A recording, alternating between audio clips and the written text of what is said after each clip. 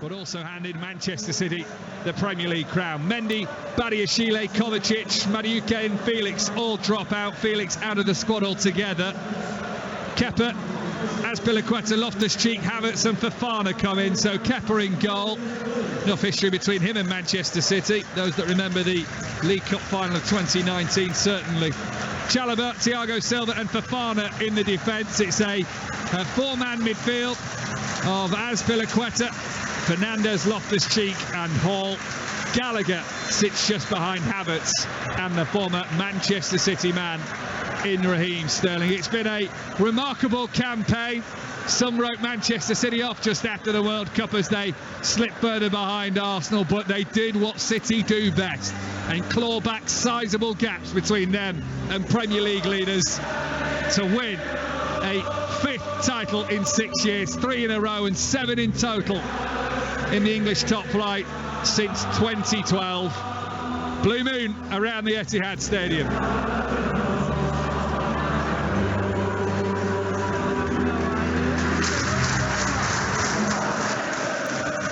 Atmosphere, party atmosphere. Jim Whitley, the pressure is off this afternoon for Manchester City. Oh, well and truly off. And it's quite nice to sit here and actually watch a game where the result doesn't matter. I'd still like a win. However, this is wonderful to see. The kids have come out with their dads, and it's been lovely to watch. And I'm looking forward to this game, mate. It's a growing trend in the second half of the season. They went in these huddles, and we had an insight into one of them in the last few weeks. Ilkay Gundogan giving those final instructions. The captain today will be Kyle Walker. There's no need to say, come on lads, give it your best, the job is done. But some of those out there today, Jim, are actually playing for a place. There are 2 big games to come. City 2 wins away from a treble in the FA Cup and the Champions League. So some of them will be wanting to say to Pep Guardiola, hey, don't write me out of your plans just yet. Oh, without a doubt. And I think Pep would have instructed him to go out and win this game, even though the job's already been done. There's still a performance to be made, Mike. We're underway with Manchester City in their sky blue shirts, white shorts and sky blue socks to the loud chants of Championes again from the Manchester City fans. City left to right in this first half. Chelsea in that royal blue with the white socks are from right to left, attacking away from their fans housed in the south stand to our right hand side for now. And they will be watching on the London side, thinking perhaps what could have been and where did it all go wrong from a side that is heavily invested. One of those players on the pitch, over £100 million worth of talent. Maybe a fast start for Manchester City here on the right hand side with Rico Lewis knocking it through to Calvin Phillips. Sideways pass to Sergio Gomez, and Kyle Walker now out to this near side, the right, with Mahrez, who just rolls it into the edge of the box, but it had gone beyond Foden, not close enough to Alvarez. And Conor Gallagher, who won the game for Crystal Palace here a couple of seasons ago when he was on loan at the South London side, comes up to the halfway line. He's offside, or Havertz is offside rather, with the pass through. Manchester City free kick. Just looking at the shape here, Mike, it looks like they've gone with about 5 at present, with Loftus-Cheek holding another 3 in midfield and Havertz on his own up front. Everyone dropped back in then as City attacked, but I think this will be one of those games where they almost parked the bus yet again, I think. But we'll see how the shape goes, Mike. Frank Lampard and Pep Guardiola on the edge of their technical areas, both relaxed at the moment. Frank Lampard in the interim charge of Chelsea following the sacking of Graham Potter, as they line up whoever it is to be their manager into next season. Pochettino heavily rumoured. Here is Mahrez. Phillips. Scoop up into the air, into the sunshine on the far side of the pitch. It's a rare start for Cole Palmer, who gets down the left and wants to instantly take on the Chelsea right back. Puts the cross in. It comes to Riyad Mahrez. Takes a touch. It'll flash to Phillips. Low shot. Edge of the box. Hits the Chelsea body. And it's over for a corner on the far side. It was Fofana with the initial block, I think. Palmer with the magic. Phillips with the shot. Manchester City putting Chelsea under some early pressure. I tell you what, Mike, a little drop of the shoulder and he's away. I can't believe how easily he went past him, but good play all round, and as the corner is set up now. On that far side, which Riyad Mahrez is going to take, City's left. left-footed, out-swinging delivery, headed away by Havertz, will drop to Gomez. He from the edge of the D, central position, volleyed it, nearly found the left side of the goal. He doesn't, wide it goes. After 3 minutes, City 0, Chelsea 0. He tried to set it up, technique's very difficult, cut right across it. He's tried to keep it down with his left foot. His technique was right, he just didn't quite hit the target. Backtracking in the moments before he hit it. Ball with a lot of curl out towards the left-hand side. Chelsea come forward up towards the edge of the centre circle on a first attack of the game for them. Out to Lewis Hall, the 18-year-old academy player, the youngster. Breakthrough season for him.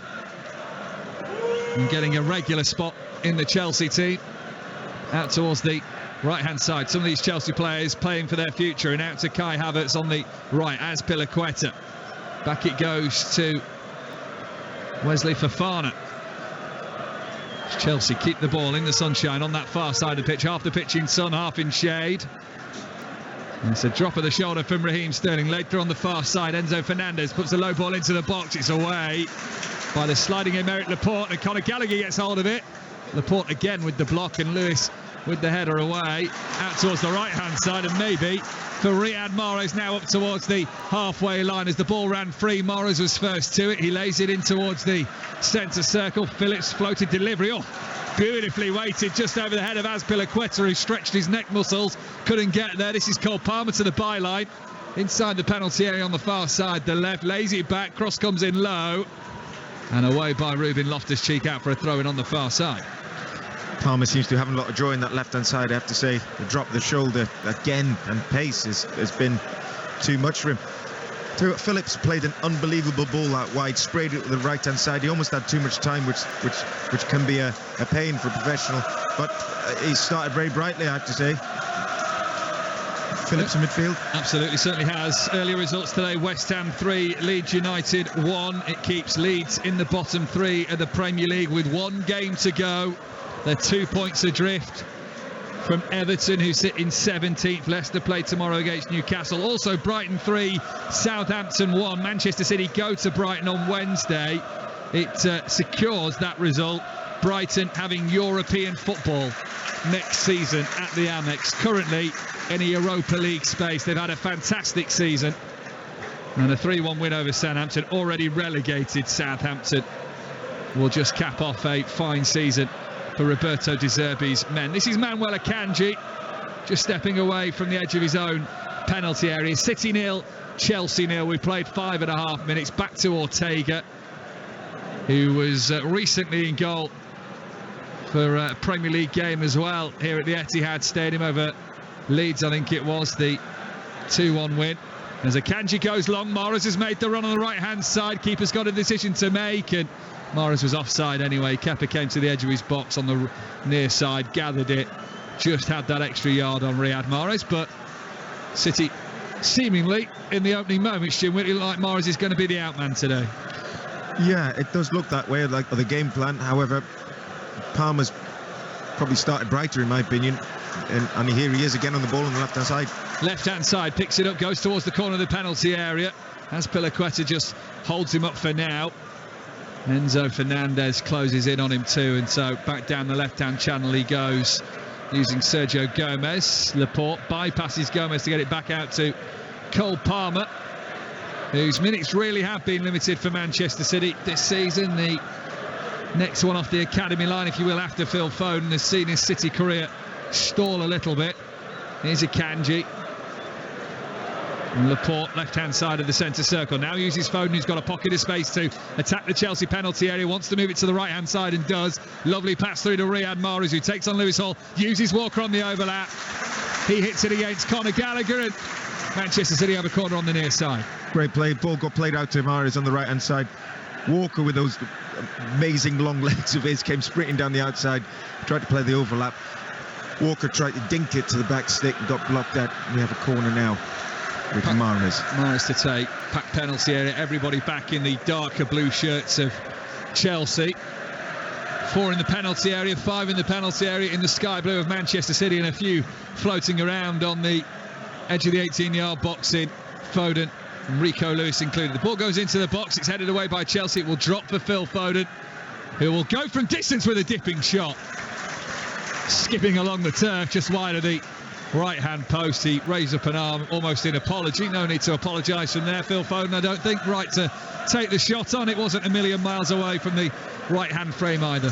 No, but I think he was upset with his first touch. You could see he took it on his chest. I think he just wanted it a bit more in front of him so he could get the momentum, but it didn't quite work for him. So he held his hand up because it probably wasn't on after his first touch. But he might as well have a go, eh, Mike? Absolutely. No nerves here today. Manchester City will lift the Premier League trophy at the end of the game, 0-0, 8 minutes played. No Erling Haaland in the starting 11 for Manchester City today. No panic. He's 36 Premier League goals, incidentally. The same as the entire Chelsea team in the Premier League this season, which is a remarkable statistic. It's quite incredible when you look at it like that. A one-man band, isn't he? Erling Haaland. And Chelsea could have done with it. Frank Lampard said he did try and sign Erling Haaland a few seasons ago when he was the Chelsea manager. It didn't come off. Manchester City will be thankful for that. The City go for their 4th win of the season against Chelsea. They've done it in the Premier League, they've done it in the League Cup, and they've done it in the FA Cup too, looking to do the double as Gomez on the left-hand side, the far, goes over further to the touchline to use Cole Palmer. 1-2 between him and Phil Foden. Back to Laporte once again as Chelsea start to camp on the edge of their own box. There is a Chelsea player down here in Enzo Fernandez, World Cup winner with Argentina. Stretches out his right leg, not looking too comfortable. Didn't see the initial moment. Oh, it's Walker on the aftermath. Walker slid in for the ball and took most of Enzo Fernandez with him too. Nothing sinister in it from Walker, just Enzo was kind of stood in the wrong place at the wrong time. Yeah, Walker's entitled to go in for the ball. He's up now and on his feet. It did look worse than it was, but he's absolutely fine. City will be happy with the start. Chelsea yet to put any pressure on Stefan Ortega's goal. 0-0 after 10 minutes on BBC Radio Manchester and anywhere in the UK on BBC Sounds, and we're right through the afternoon with that as well. So you will hear the trophy lift before we head to a Manchester derby in the Women's Super League. United against City. United have to win to keep their title hopes alive. Manchester City have to win to battle for the top 3 in the Champions League football next season. Here's Cole Palmer on the left, does well up against Azpilicueta. His first cross blocked by the Spanish right back and away in the heart of that Chelsea defence by Fofana. Battled for on the halfway line by Enzo Fernandez. Sterling sees it over the touchline. It is a Chelsea throw. I'll tell you what, Ortega got the ball on the edge of the 18-yard box. He knocked it at his feet. He played it to the left-hand side, Cole Palmer, who didn't break stride. It was an unbelievable pass, and he made it look so easy. I can't tell you how good that pass is. It was fantastic to see. Manchester City maybe with an element of showboating this afternoon. 0-0 at the moment though as Chelsea. Left-hand side, Denier with Hall. Uses Kai Havertz, who was the man who scored the Champions League winning goal against Manchester City in Portugal 2 years ago. City can relinquish those demons this year as Palmer finds Alvarez. 1-0. And now the party really does start for Manchester City. Lovely ball down the middle, finds Julian Alvarez, who one-on-one with the goalkeeper, tucks it into the bottom left-hand corner. They make it look so simple at times. And Manchester City lead Chelsea by a goal to 0 on the day that they'll lift the Premier League title. Well, as Palmer ran towards the Chelsea defence, it was Phil Foden who went on the overlap. A really strong run in the overlap, which took a couple of the players away. He then played it inside to Alvarez, who opened it up on his back foot and his right foot. I think he probably gave the keeper the eyes, looking to go on the right-hand post, and he ended up shifting it across onto the left. Just a great finish, kept it low. Any kids watching, keep your shots low, and it's a great finish. But the overlap run from Foden bamboozled the defence, but great finish from Alvarez. Absolutely. And Pep is on the line here, still not happy giving instructions out to Rico, but a great play all round, Mike. Very, very good goal. 1-0 to Manchester City. who've enjoyed yet another phenomenal season, and it's been a phenomenal first season really for Julian Alvarez. The headline so often taken by Erling Haaland. Alvarez with his 17th goal of the season in all competitions. He's quietly gone about it. He's scored some big goals for City, including the winner at Fulham a couple of weeks ago, and 17 goals by any striker's estimates at the start of the season are pretty damn good. I didn't realise there were that many, Mike. He doesn't seem to have had that much game time. I think his goal ratio must be probably a higher per minute probably than Haaland. I mean, that's incredible. And yes, he's gone under the radar, I think, as well, because Haaland's taken all the limelight. But he's definitely the one to watch out for as well, isn't he? One of those players that might be just saying to Pep Guardiola, have a think about me in one of the two upcoming finals, whether at Wembley or in Turkey. I think he gives you something different though, Mike. You know, you've got your big 6'5" Haaland who causes problems left, right, centre. He's just one that fills the gaps, but he's definitely got an eye for goal. Manchester City, who have won 11 in a row since drawing at Nottingham Forest in mid-February, are looking for 12 in a row to crown off a great season, and Foden has put through his fellow academy graduate Cole Palmer on the left-hand side. He has a look up as he gets into the box, lays it square. Lewis, Foden, Alvarez back heel, Foden again, might run tomorrow's tight angle, block comes in, ball goes behind for a corner. Well, nearly you had the perfect academy goal there. Foden to Palmer, back into Foden, Lewis involved too. It would have been sensational. They'll take the corner. Sensational, but as Palmer comes in, I think Mahrez is annoyed it didn't come first time. That little check ended up playing Rico, but Mahrez was at the back stick, was waiting for that one early doors, but it was still great play. Corner shot by Manchester City. Mahrez to Palmer. Now Mahrez flings it to the back post. Alvarez was there, didn't connect with the ball, had an air swipe at it. I think he would have had to put it back across goal. Goal kick to Chelsea. We've played quarter of an hour and City are all over them 1-0. They are all over him. To say this is the second string side is quite incredible. They've just picked up from Real Madrid game, really, passing it around like they've been playing together for years.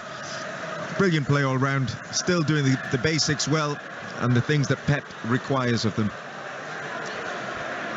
I mentioned 12 wins in a row for Manchester City. It'll be 15 wins from 15 games in all competitions at the Etihad Stadium since the turn of the year in 2023.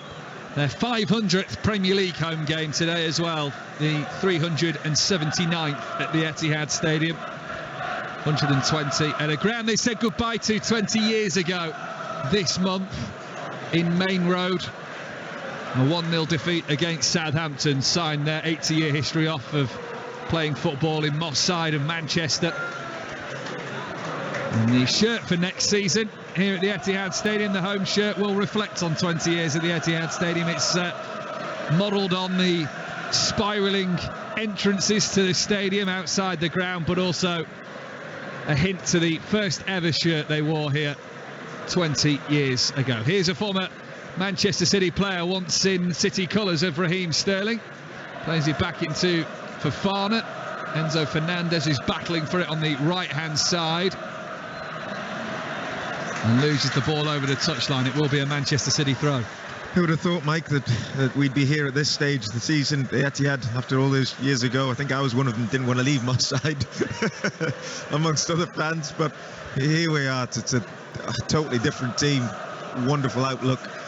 On the verge of Champions League glory. So yes, how times change. Calvin Phillips taken out from behind by Kai Havertz. So free kick to Manchester City just to the right of the centre circle. City leading by a goal to nil. 17 minutes on the clock here. Pep Guardiola having a little tactical shout over towards Aymeric Laporte, who's got the time to wander over. It's a yellow card for Kai Havertz as well for that late challenge. I don't think you can have too many complaints. No, I think it was frustration in the fact that City have kept the ball for so long, and I'll probably do the same, to be honest with you, trying to chase shadows against Manchester City. But yes, a booking it was. Kyle Walker steps up to free kick here on the halfway line. which he takes forward down the middle to Rico Lewis. Stand up for the champions, goes around the Etihad Stadium. The fans oblige. Play resumes with Walker just knocking it in towards Manuel Akanji inside the centre circle. Gomez tried to spin on the ball, lost the ball in doing so, lost where it went. Once it had kind of gone in between his legs, and Sterling helps to win it back. Out towards the right-hand side as Chelsea come forward here. Chelsea, who no single player in their squad has more than 2 away goals this season. They have really struggled home and away. With Sterling there not helping anything. He's not even won a throw-in on the far side. No, we've not really mentioned much of Sterling, have we? It's a bit weird watching him in the deeper blue here of Chelsea, I think. And City come forward with a misplaced pass. The referee says there was a late foul in the back of Aymeric Laporte. No, of Julian Alvarez, who's down on the edge of his own penalty area. So taking a knock to his calf by the looks of it. Yeah, he's wriggling around in a bit of pain there. Oh yes, so he's gone to clear the ball, and I think his shin has caught the studs into the player. So yeah, that might hurt just for a little while. I'm confident he'll be fine. Yeah, no need to panic. Can run it off as we watch a replay of the goal again. Fofana just passed it down the middle straight to the sky blue shirts, and that's when Cole Palmer took over before Alvarez slotted into the bottom left-hand corner.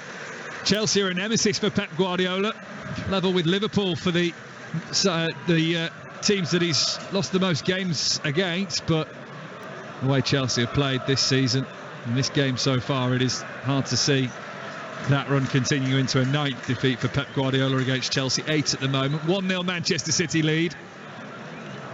City have only dropped 2 points in 19 games against sides in the bottom half of the table this season. Although one of those was against Frank Lampard's Everton on New Year's Eve here at the Etihad Stadium.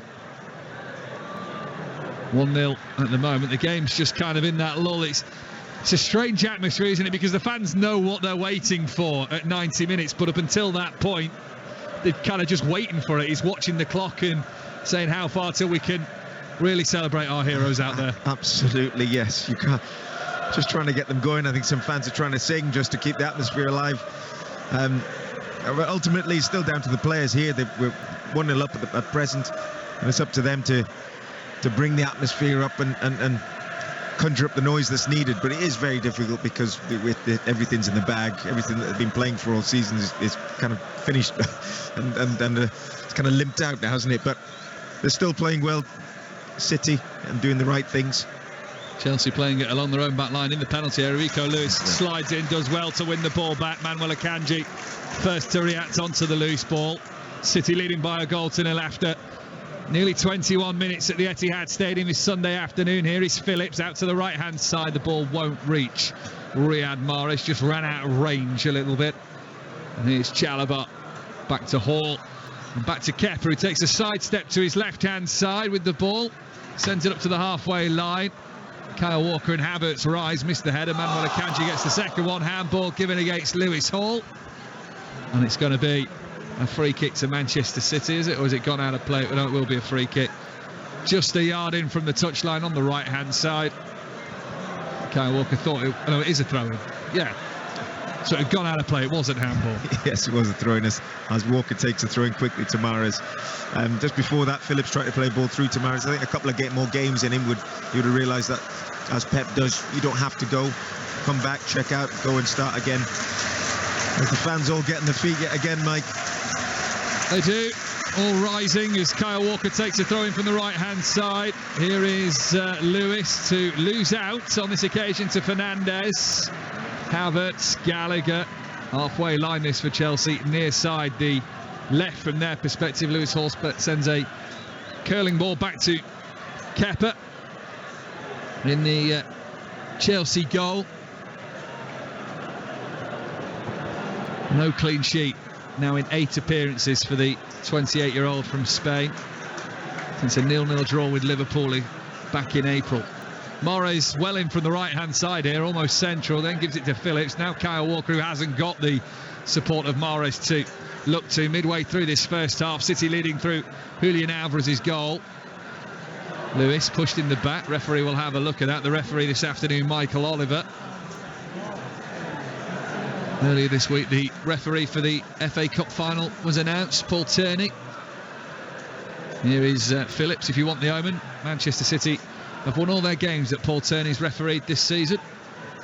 Laporte, and back to Ortega as Chelsea force Manchester City in that direction. Here is Akanji again, back to Stefan Ortega. And Aymeric Laporte will just casually jog forward with the ball outside his own 18-yard box. Here's Akanji. Laporte again, forward down the middle. Now Foden can turn at the Chelsea defence and go forward. Lewis has to take a touch to the left-hand side. Lays Foden back in. Palmer's on the overlap on the left. Angle is narrow and he puts it across goal. Past Kepa, but it won't reach Julian Alvarez. Cleared away by the Chelsea defence. And then Foden fouls in the aftermath of that on Chalobah. So free kick to Chelsea, 25 yards from their own goal. But again, click of the finger, Manchester City just turned it on. It shouldn't happen, Mike. Honestly, they're playing five at the back. They've been cut open so easily, which is probably the problem they've had all season. When you play a back five, it should be very difficult to break down.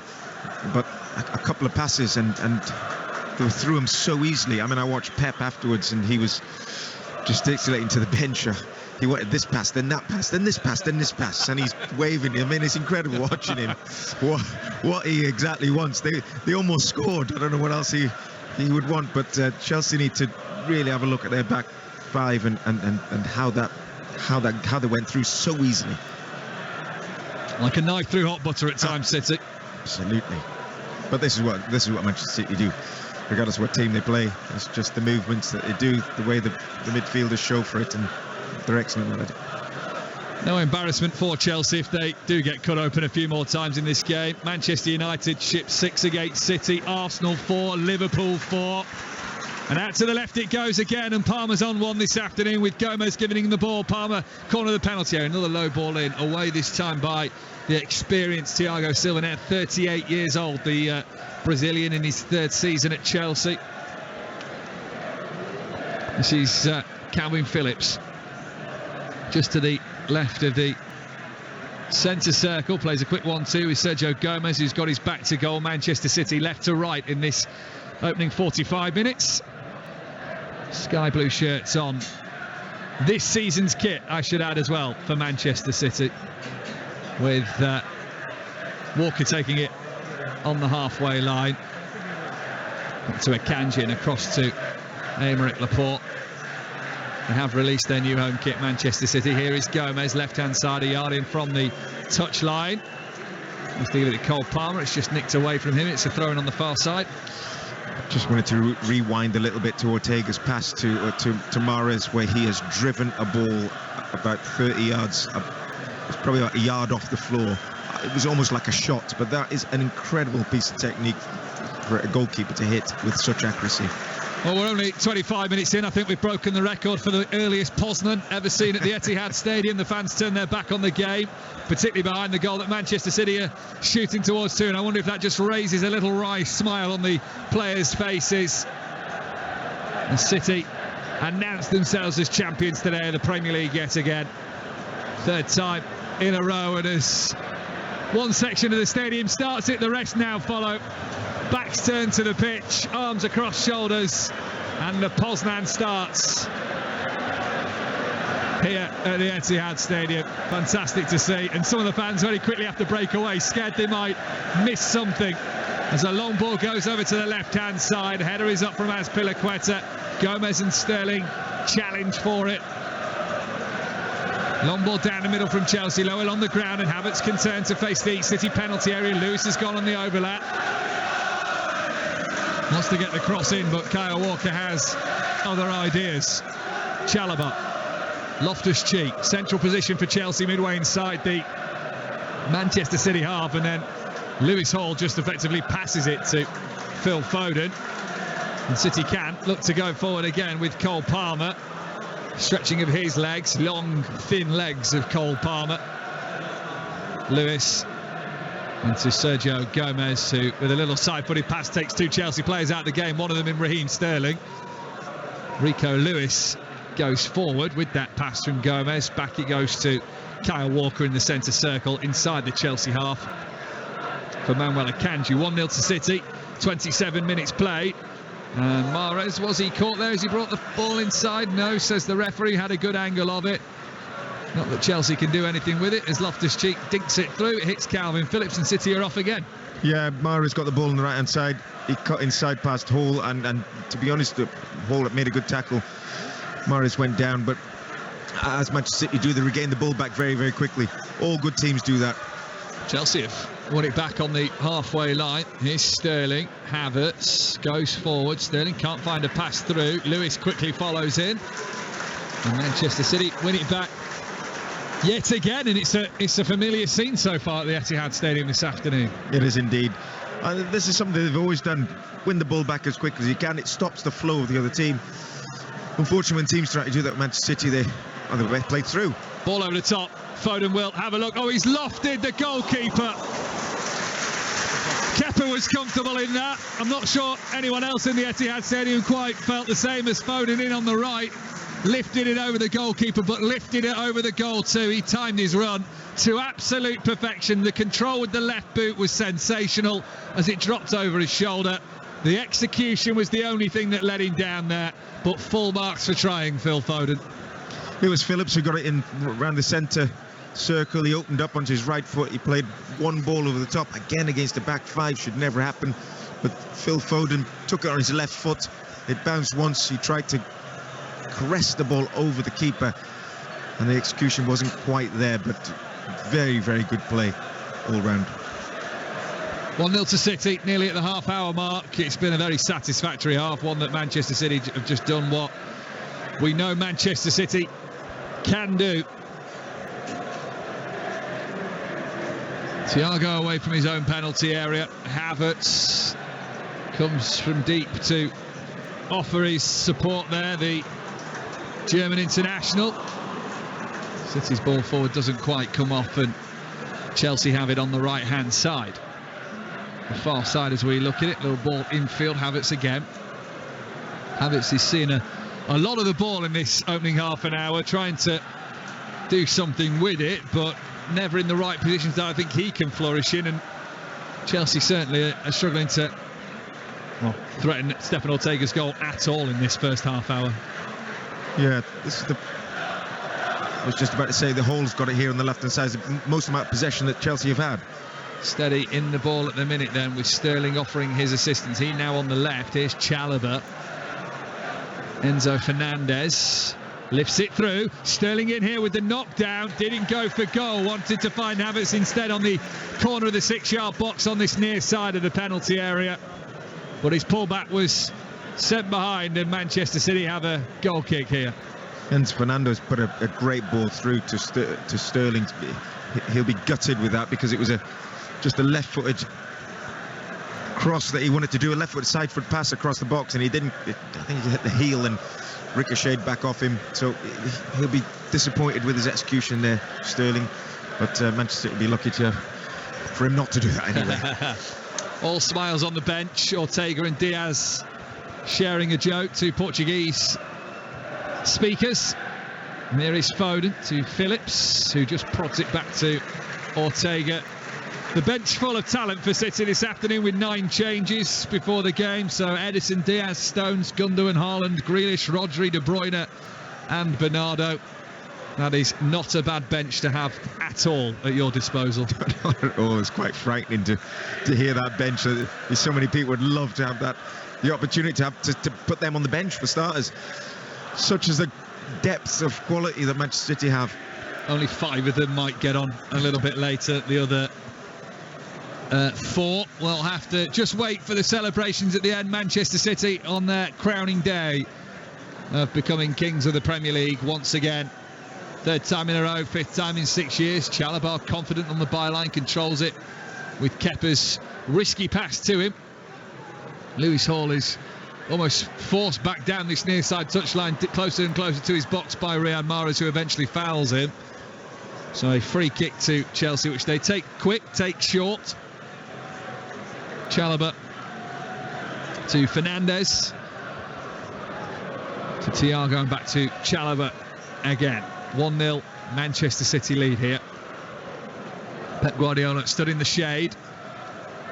The side of the pitch closest to us is the half that is covered by the roof of the Colin Bell stand, and with his black jumper on, Pep Guardiola stands with his hands on his hips. Frank Lampard's wearing the tracksuit this afternoon, trying to encourage his players, I think, to play a little bit quicker, and it might have worked because Sterling's in on goal here. Raheem Sterling saved by Ortega, and the former Manchester City man would have thought he could have been celebrating a goal against his ex-club there, but Stefan Ortega saves well. Sterling down the middle. That's the second time in 5 minutes City have been cut open through Raheem Sterling. It's a big, long left leg of Ortega that denies Sterling that opportunity to equalise. Yeah, it was a fantastic save by Ortega. Just looking back at the defence, I'm sure Kyle Walker might have been able to cut in a little bit more to help Akanji out there. They were opened up far too easily by one ball. Great little opening from Sterling, but I think Kyle Walker might have to look at his position at the beginning of that. 131 goals he scored in 339 appearances for Manchester City. Raheem Sterling, 4 Premier League titles in 7 years for him. Now then, Chelsea have a free kick midway inside the Manchester City half, right hand side. A chance to put some further pressure on the Manchester City penalty area that have dealt with it so far. 11 minutes to half time. Enzo Fernandez and Cesar Azpilicueta are having a look at it. Lewis Hall also in close proximity. Azpilicueta is backed well away. Right, it's down to Enzo Fernandez. Everybody back for Manchester City. A 3-man wall. The rest all on the edge of the 18-yard box. As it goes deep, it'll be asking a lot of Thiago Silva, A, to get there, and B, to pull it back across. He can do neither. Manchester City have a goal kick, and it's about as weak as Chelsea's season, that free kick, really. Yes, I think you're right, Mike.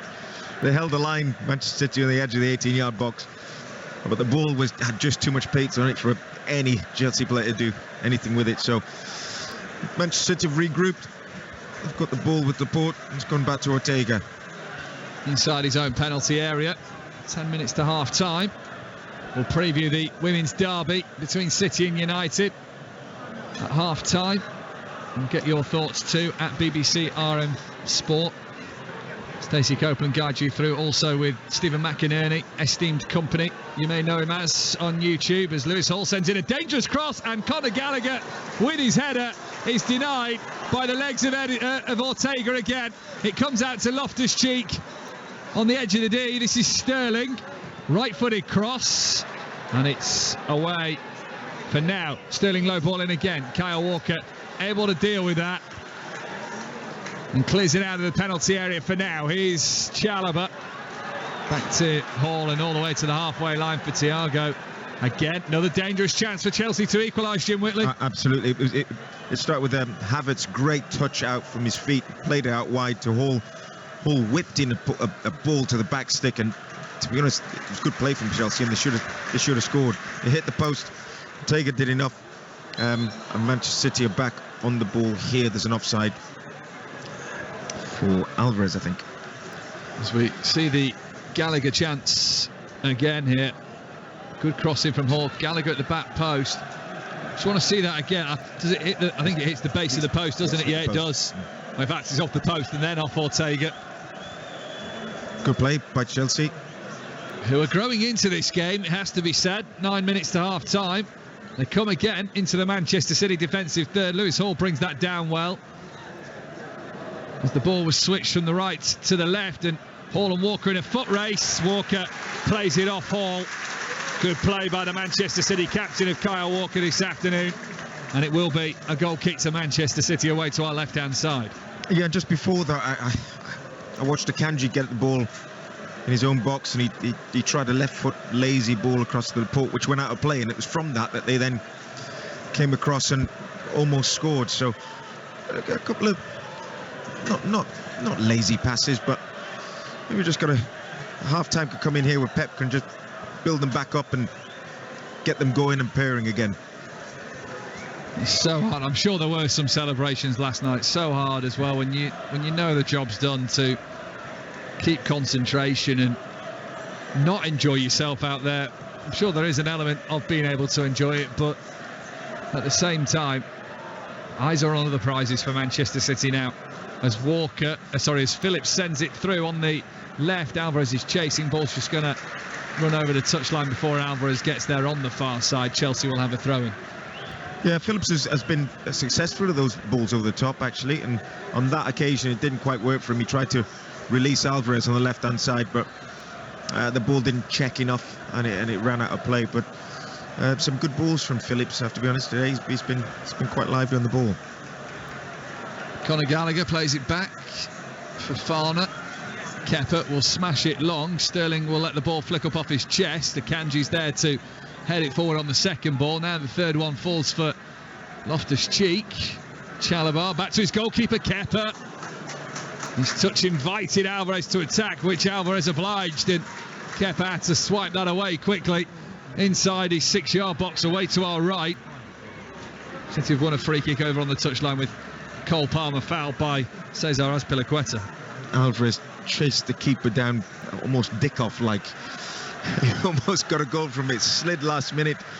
And I tell you what, the way teams play these days, I'm surprised there isn't more goals from keeper error. But yes, well closed down for Alvarez. His work rate is right up there with the best of them. Well, you mentioned Paul Dickoff. In 1999, scored that goal at Wembley against Gillingham. That year, Manchester United won the treble. Manchester City have their eyes on the treble now. 24 years on from that Dickoff moment. The man they often credit with starting this modern era of Manchester City. A load of what ifs he hadn't have scored, etc. But Manchester City are enjoying their finest years under arguably their finest manager, as Kyle Walker sends it back to Stefan Ortega, clad it all in maroon. Akanji's just got to quickly adjust his body to win that ball, and he does. Rico Lewis helps him out as well. Here's Aymeric Laporte. Foden inside the centre circle. City 1, Chelsea 0, 5 minutes to half-time on BBC Radio Manchester. This is Cole Palmer. Palmer back to Aymeric Laporte. Calvin Phillips into the centre circle for Manuel Akanji. They're knocking the ball around nice and easily now. Chelsea, I think, having a breather. They've got everyone back in again. They've stopped the high press. And so, yeah, they're still 5 at the back. 2 holding. As Walker plays it back to Ortega, it's almost like a stroll in the park at the moment, isn't it? I think half-time can't come quick enough.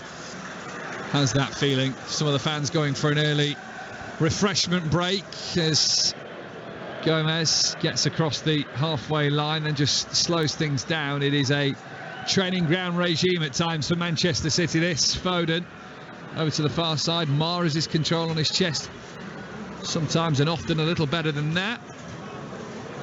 Pep Guardiola barking instructions again. I think he wants that little bit of intensity from his side, as it is played long by Chalobah to the halfway line, high in the air. Akanji with the header. Lewis 50-50 with Conor Gallagher.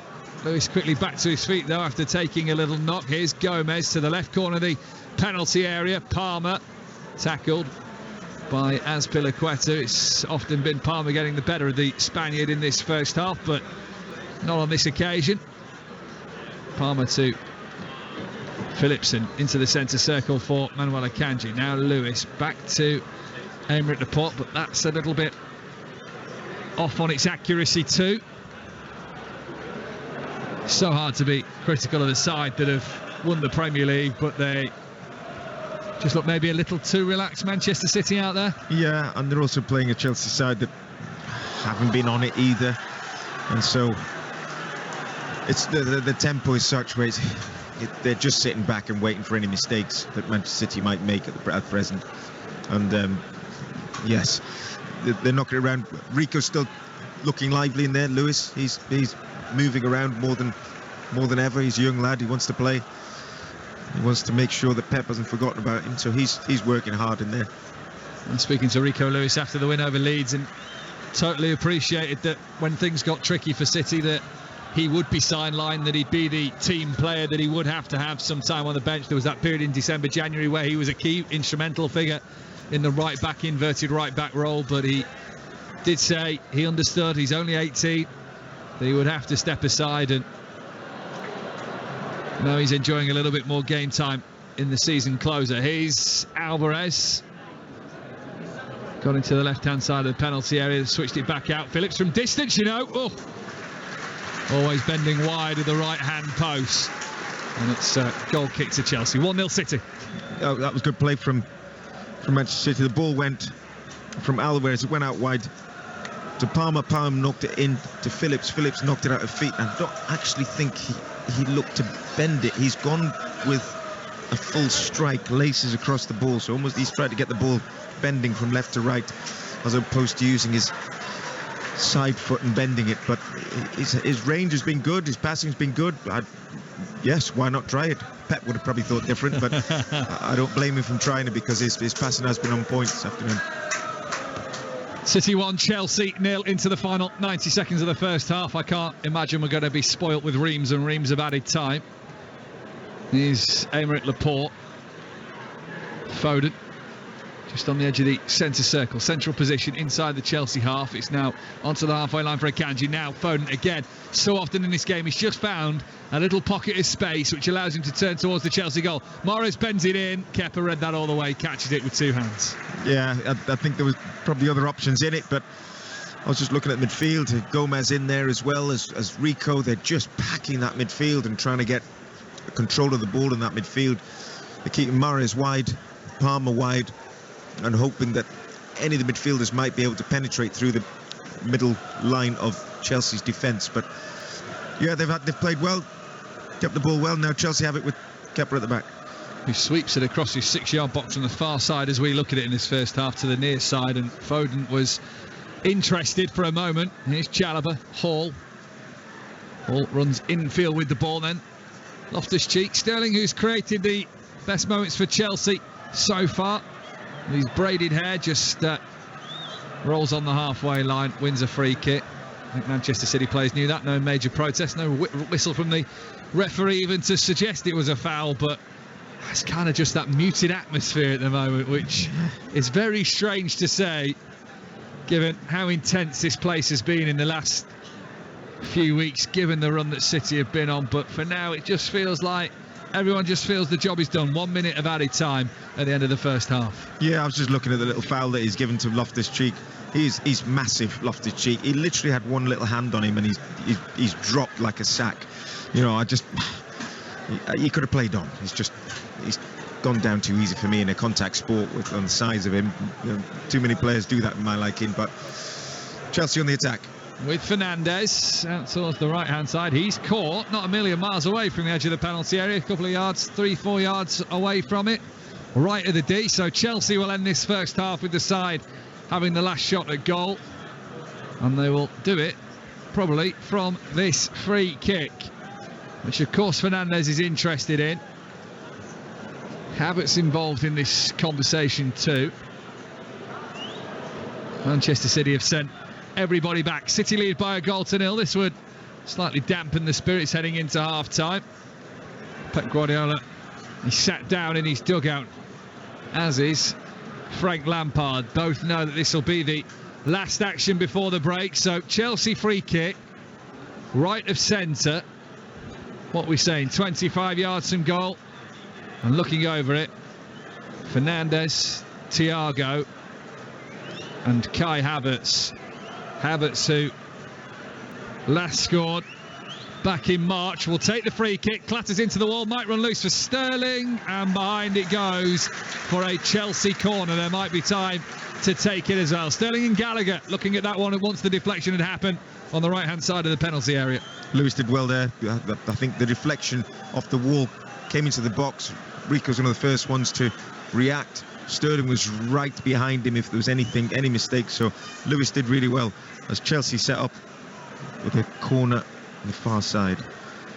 Corner on the right, which Lewis Hall prepares to take. Two arms raised in the air. It's a good one in as well. It hits the back of Havertz's head though, and it goes behind for a goal kick. And that is the end of the first half then, where everybody's relaxed a little bit. Everybody's enjoying what will be Manchester City's Premier League title trophy lifting day. They know they had to get through 90 minutes of football before that. Julian Alvarez started things off, rolling the ball into the bottom left-hand corner. City could have had a couple of more. Chelsea have also not been a million miles away with some chances. It looks like the things being created for them are coming through the former City man in Raheem Sterling.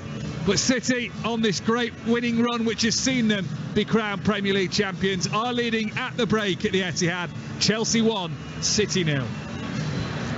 Jim, pretty much a dream start for City there. Obviously, as Mike was saying, you can feel that the atmosphere has settled somewhat as they've got that goal and as they go into half-time with the lead. But what a fabulous start. Unbelievable start. I think better than I expected, to be honest, because they've not played with this team before.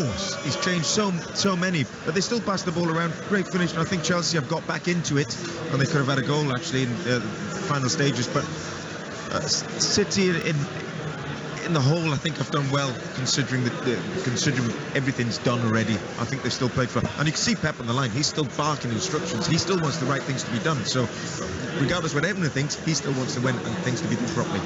Absolutely. I mean, Stephen, we talked in the build-up about rotation of players. Alvarez was one of the ones that got mentioned. I mean, it'd be easy to forget the incredible talent that's not on the field today, wouldn't it? Such is the depth of this City squad. But Alvarez is one of the ones we mentioned. Great for him to get a goal. Talk us through that one. Yeah, it was beautiful stuff, to be honest, as well. It was a goal relatively made in Manchester as well, some lovely football from Cole Palmer, one of our own. Excellent work down the left, and he had a cracking first half for what it's worth. Lovely composure on the left, ball played centre in. Alvarez in that position that we've seen him so many times this season. He's just so clinical in those positions. It reminded me of the goal the other day against Real Madrid as well, from sort of centrally to the right, to the bottom left-hand corner. A beautiful finish from a man that probably would be pushing 30 goals as well if he wasn't behind Erling Haaland this year. But a beautiful goal, beautiful football. We've just mentioned Cole Palmer there. We did speak in the build-up about Calvin Phillips and Cole Palmer, Jim. And we were saying it's their time to shine and press themselves upon the manager and sort of leave a print on his mind for next season, or indeed if an opportunity should come up in these final games. What have you made of their performances? I think Phillips has been good on the ball, actually. He's sprayed some lovely balls left and right. He's had the shot near the end that he tried to drive into the top corner as opposed to bending it. So I think he's on point with his passing, and we'll see as the game goes on, because any person who hasn't played in that many minutes, and Phillips one of them, you might see the legs tiring a little bit as the game goes on, maybe a few sloppy passes going on, but at present they're doing well. I think Palmer's done particularly on the left hand side. Really energetic, hasn't he? He started very well. I thought they'd use him a lot more. He was going down the outside with real ease. Live wire. Oh, but then they stopped that, and but we'll see if he reverts to that and uses Cole Palmer. But I thought he had him in his pocket early on. And you were just saying, Jim, that you were impressed with the performance so far, given that this team haven't played together that much. And in terms of the possession, they've looked really comfortable in possession, haven't they? They have. Although you have to say, you're playing against a Chelsea team that really haven't been at the races all season. They haven't done anything. So, which is surprising to say against a team like Chelsea. You'd think this would be a very, very difficult game, but they haven't pressed as. I think I'm watching Lampard on the side. There's times they press quickly, and there's times they hold back and park the bus, as we always say.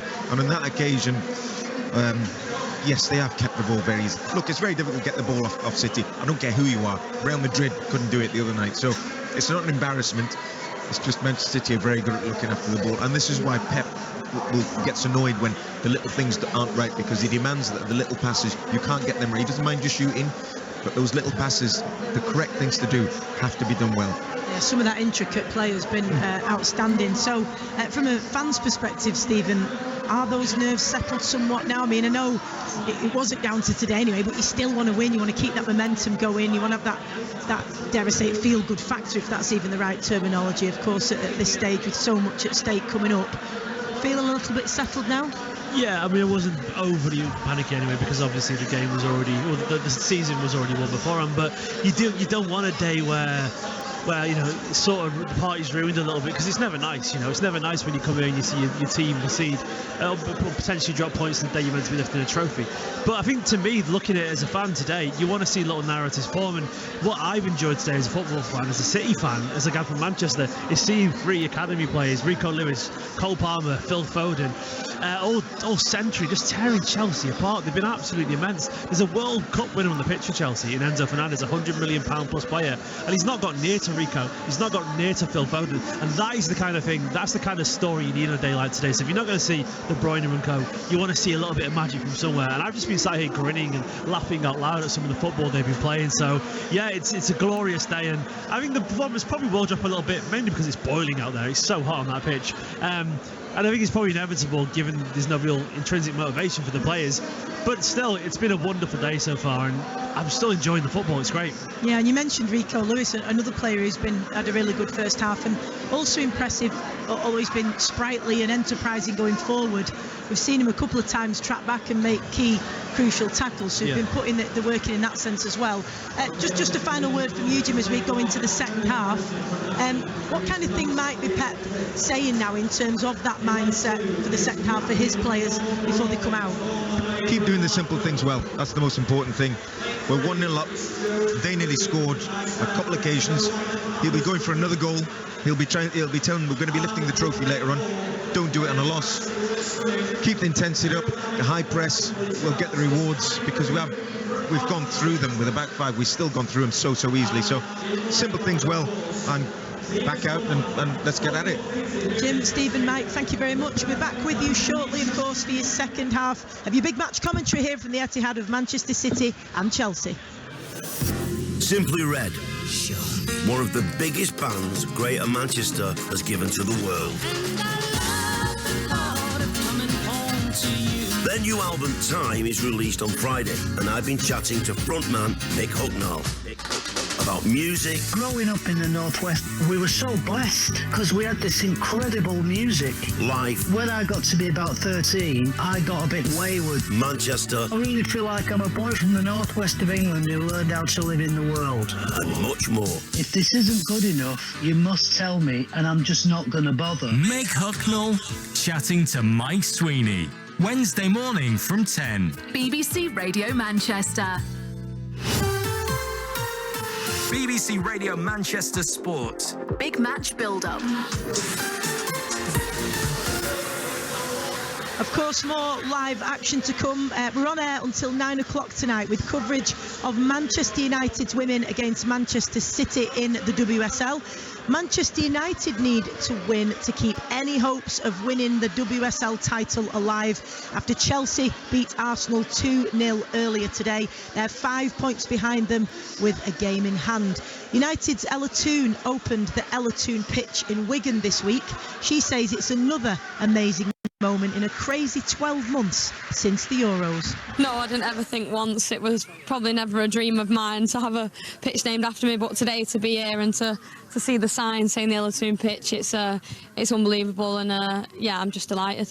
I imagine quite a lot has changed since the Euros. A few mad things have probably happened along the way, but is this the biggest thing that's happened to you so far? Yeah, definitely. To have a pitch named after you is unbelievable. For people to come and say that they're playing on the Ella Toone pitch is, yeah, it's a bit of a pinch me moment. Probably something that's definitely been up there since after the Euros. But yeah, I'm absolutely honoured and so proud to have got to this point. Look, you're a Northwest girl. The fact that this pitch is in Wigan, what does that mean to you? Yeah, it means everything. I grew up only 20 minutes down the road from here, so it's just nice to give back to the community that helped me get to where I am today. I'm massive on giving back, and I'll never forget my roots and growing up and my grassroots teams and things like that. So yeah, to have a pitch named after me just 20 minutes up the road from where I grew up is special. It's been a busy old week for you. You had the FA Cup final last weekend, this today, and then the Manchester Derby at the weekend. What does the Manchester Derby mean to you? Yeah, it means everything. Growing up a Manchester United fan, I know what the Manchester Derby is all about, and obviously playing in it is massive.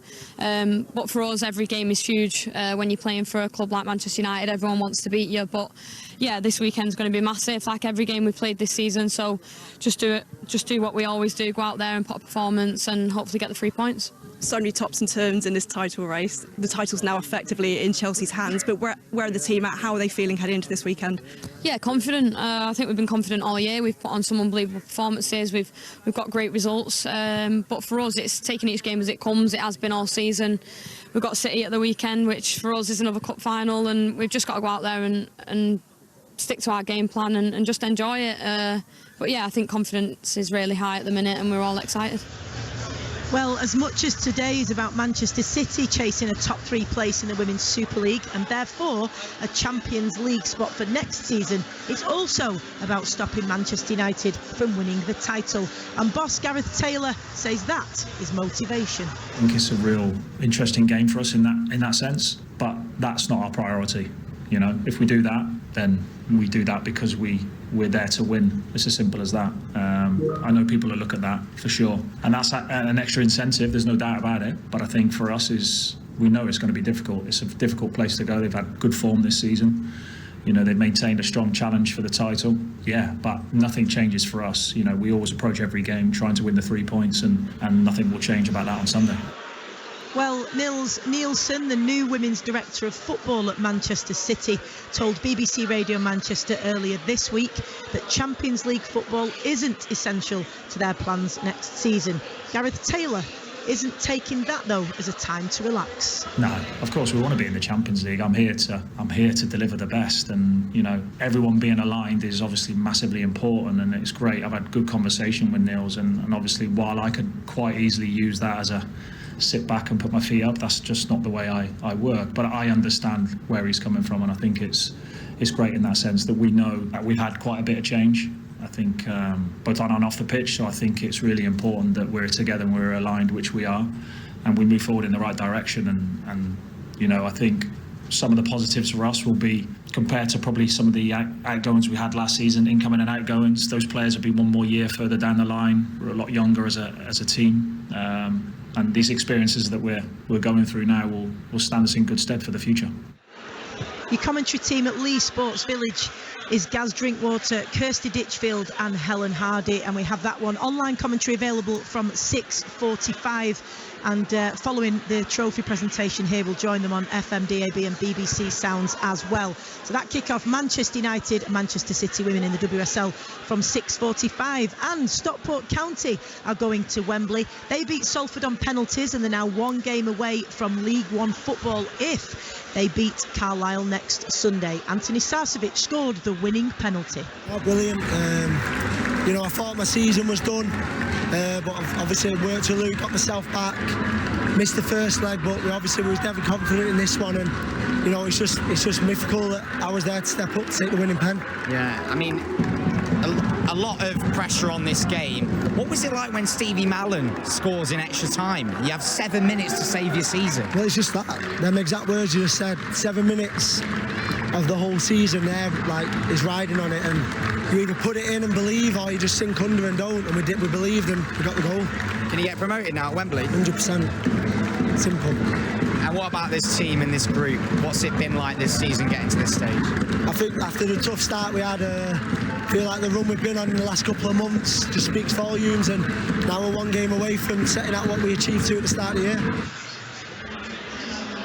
Great news for Stockport County, exciting times ahead for them, of course, in the playoffs. Plenty to come here, though. We are live from the Etihad on BBC Radio Manchester. It is half-time between Manchester City and Chelsea.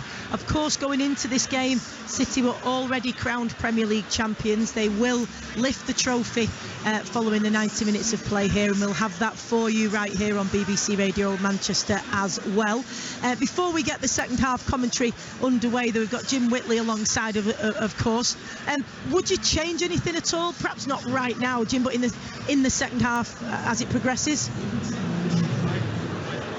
So I think he'll give them 90 minutes unless it goes drastically wrong. I think he's probably saying to them, show me what you've got, here's your chance, there's no pressure, go and do what you do in the training ground. So I wouldn't think he'll do much. There's no reason to bring someone like Haaland on and get injured. However, you don't know what he's thinking, but I wouldn't change anything right now.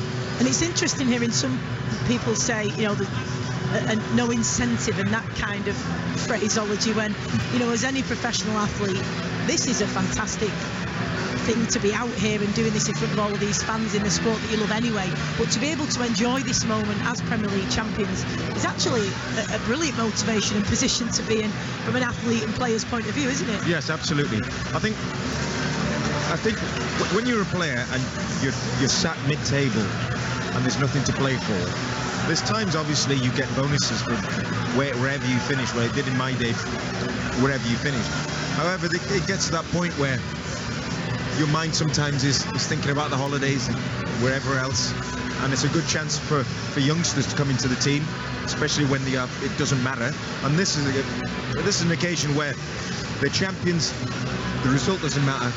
It's good to see so many young players in from the academy, but it's a different mindset now. This is a Manchester City side that are going for trophy after trophy, and it's Pep that's the one that will guide them and make sure that they stay above and beyond what they should do. And it starts from him, and that permeates down to the players, and this is what keeps them going. So on this occasion, they will continue to try and win this game.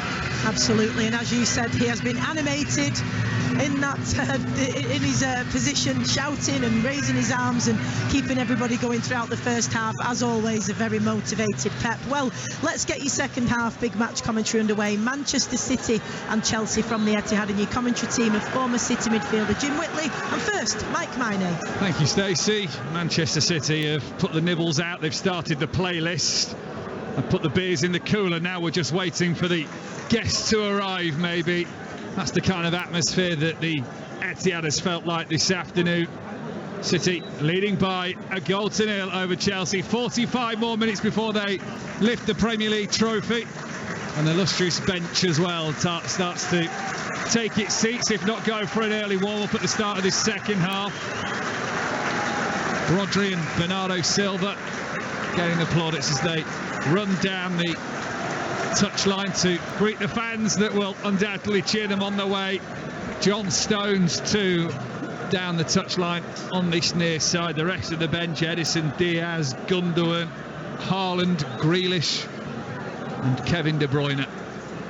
Not a bad bench at all. We're underway for the second half then. City are now right to left, sky blue shirts, white shorts and sky blue socks. Chelsea in a darker royal blue shirts and shorts with white socks to pair with. Here's Azpilicueta trying to slide it in on the right hand side of the box unsuccessfully. Gomez comes away with it, wins a throw-in for Manchester City. No change at the break allows me to run you through the two teams. Ortega in goal for Manchester City, who made 9 changes from the side that beat Real Madrid on Wednesday night. Walker, Akanji, Laporte and Gomez at the back. Rico Lewis partners Calvin Phillips in a first Premier League start since his £40 million move from Leeds last summer. Mahrez, Palmer and Foden lined up behind the goal scorer of Julian Alvarez. For Chelsea, Kepa in goal, Chalobah, Thiago Silva and Fofana in their defence. Azpilicueta, Fernandes, Loftus-Cheek and Hall all line up behind Conor Gallagher, Kai Havertz and Raheem Sterling. And Chelsea battling with Sterling on that far side. City take the ball away from him. Former teammates Kyle Walker involved in that little process there. And it's played towards the edge of the centre circle. Back to Walker again, who's very much a central midfielder at that moment in time. It confused me a little bit looking at him. Ball bypasses Gomez and out for a throw-in. On this near side to Chelsea, Azpilicueta runs off the grass and onto the concrete and very nearly ends up on his backside in doing so, slipping over. Chelsea throw-in, Jim Whitley. Yeah, I was a bit confused as well. Kyle Walker drifted into central midfield spot and played the ball out wide. I'm just wondering whether that's an instruction from Pep. I don't think it's where he'd go naturally, Mike, but yeah, we'll see how this goes. More tactical tweaks from Pep Guardiola, with room to spare now in the Premier League. If he wants to try something, he can really. That's the joy of the position Manchester City have found themselves in for the fifth time in 8 seasons. The title has been won by someone else winning it for the side that eventually end up victorious. So Arsenal losing at Forest yesterday handed City the title. Here come Chelsea. Right-hand side, Conor Gallagher plays a disappointing ball behind Havertz, gets himself into a better position for the follow-up, and then goes down on the edge of the box. Frank Lampard looks to the fourth official, wondering why that wasn't given. And play continues with Manchester City having the ball back with their goalkeeper Ortega away to our right-hand side. So in 2023, Arsenal losing at Forest handed Manchester City the title. 2022, Manchester City had to do it themselves last year, that late comeback against Aston Villa, 2-0 down, winning 3-2. They are far from that this season, Manchester City, with that drama.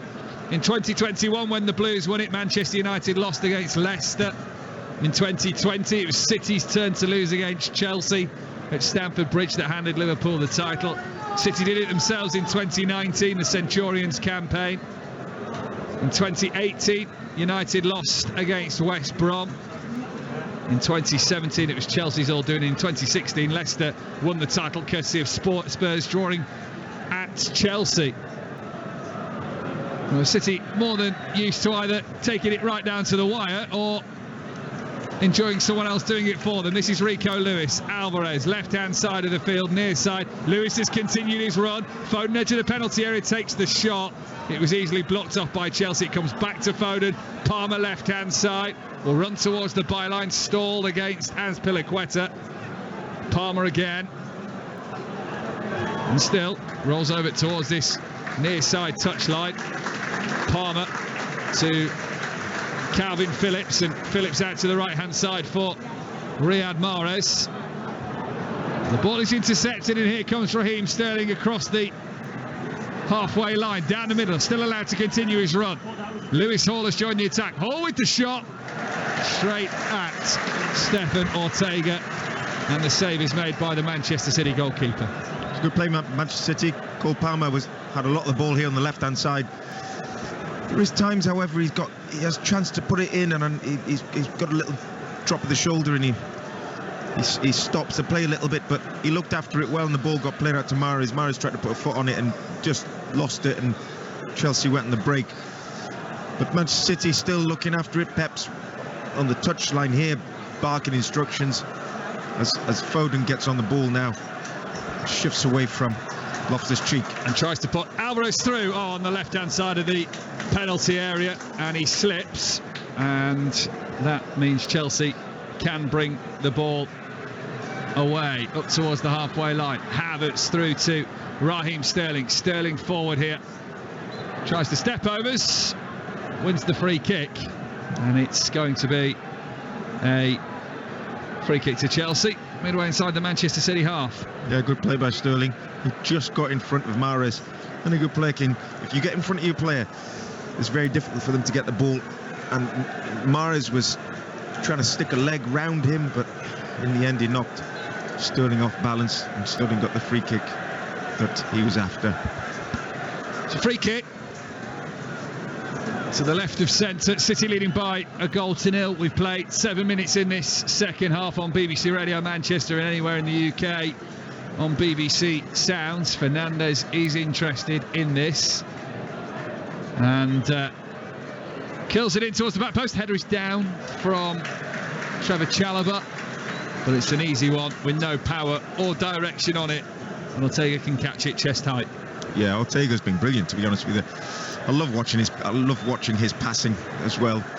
But as a goalkeeper, he's made a couple of good saves first half, and on that occasion grabbed it well and played it out with Mahrez here on the right hand side, looking after the ball, passing it around.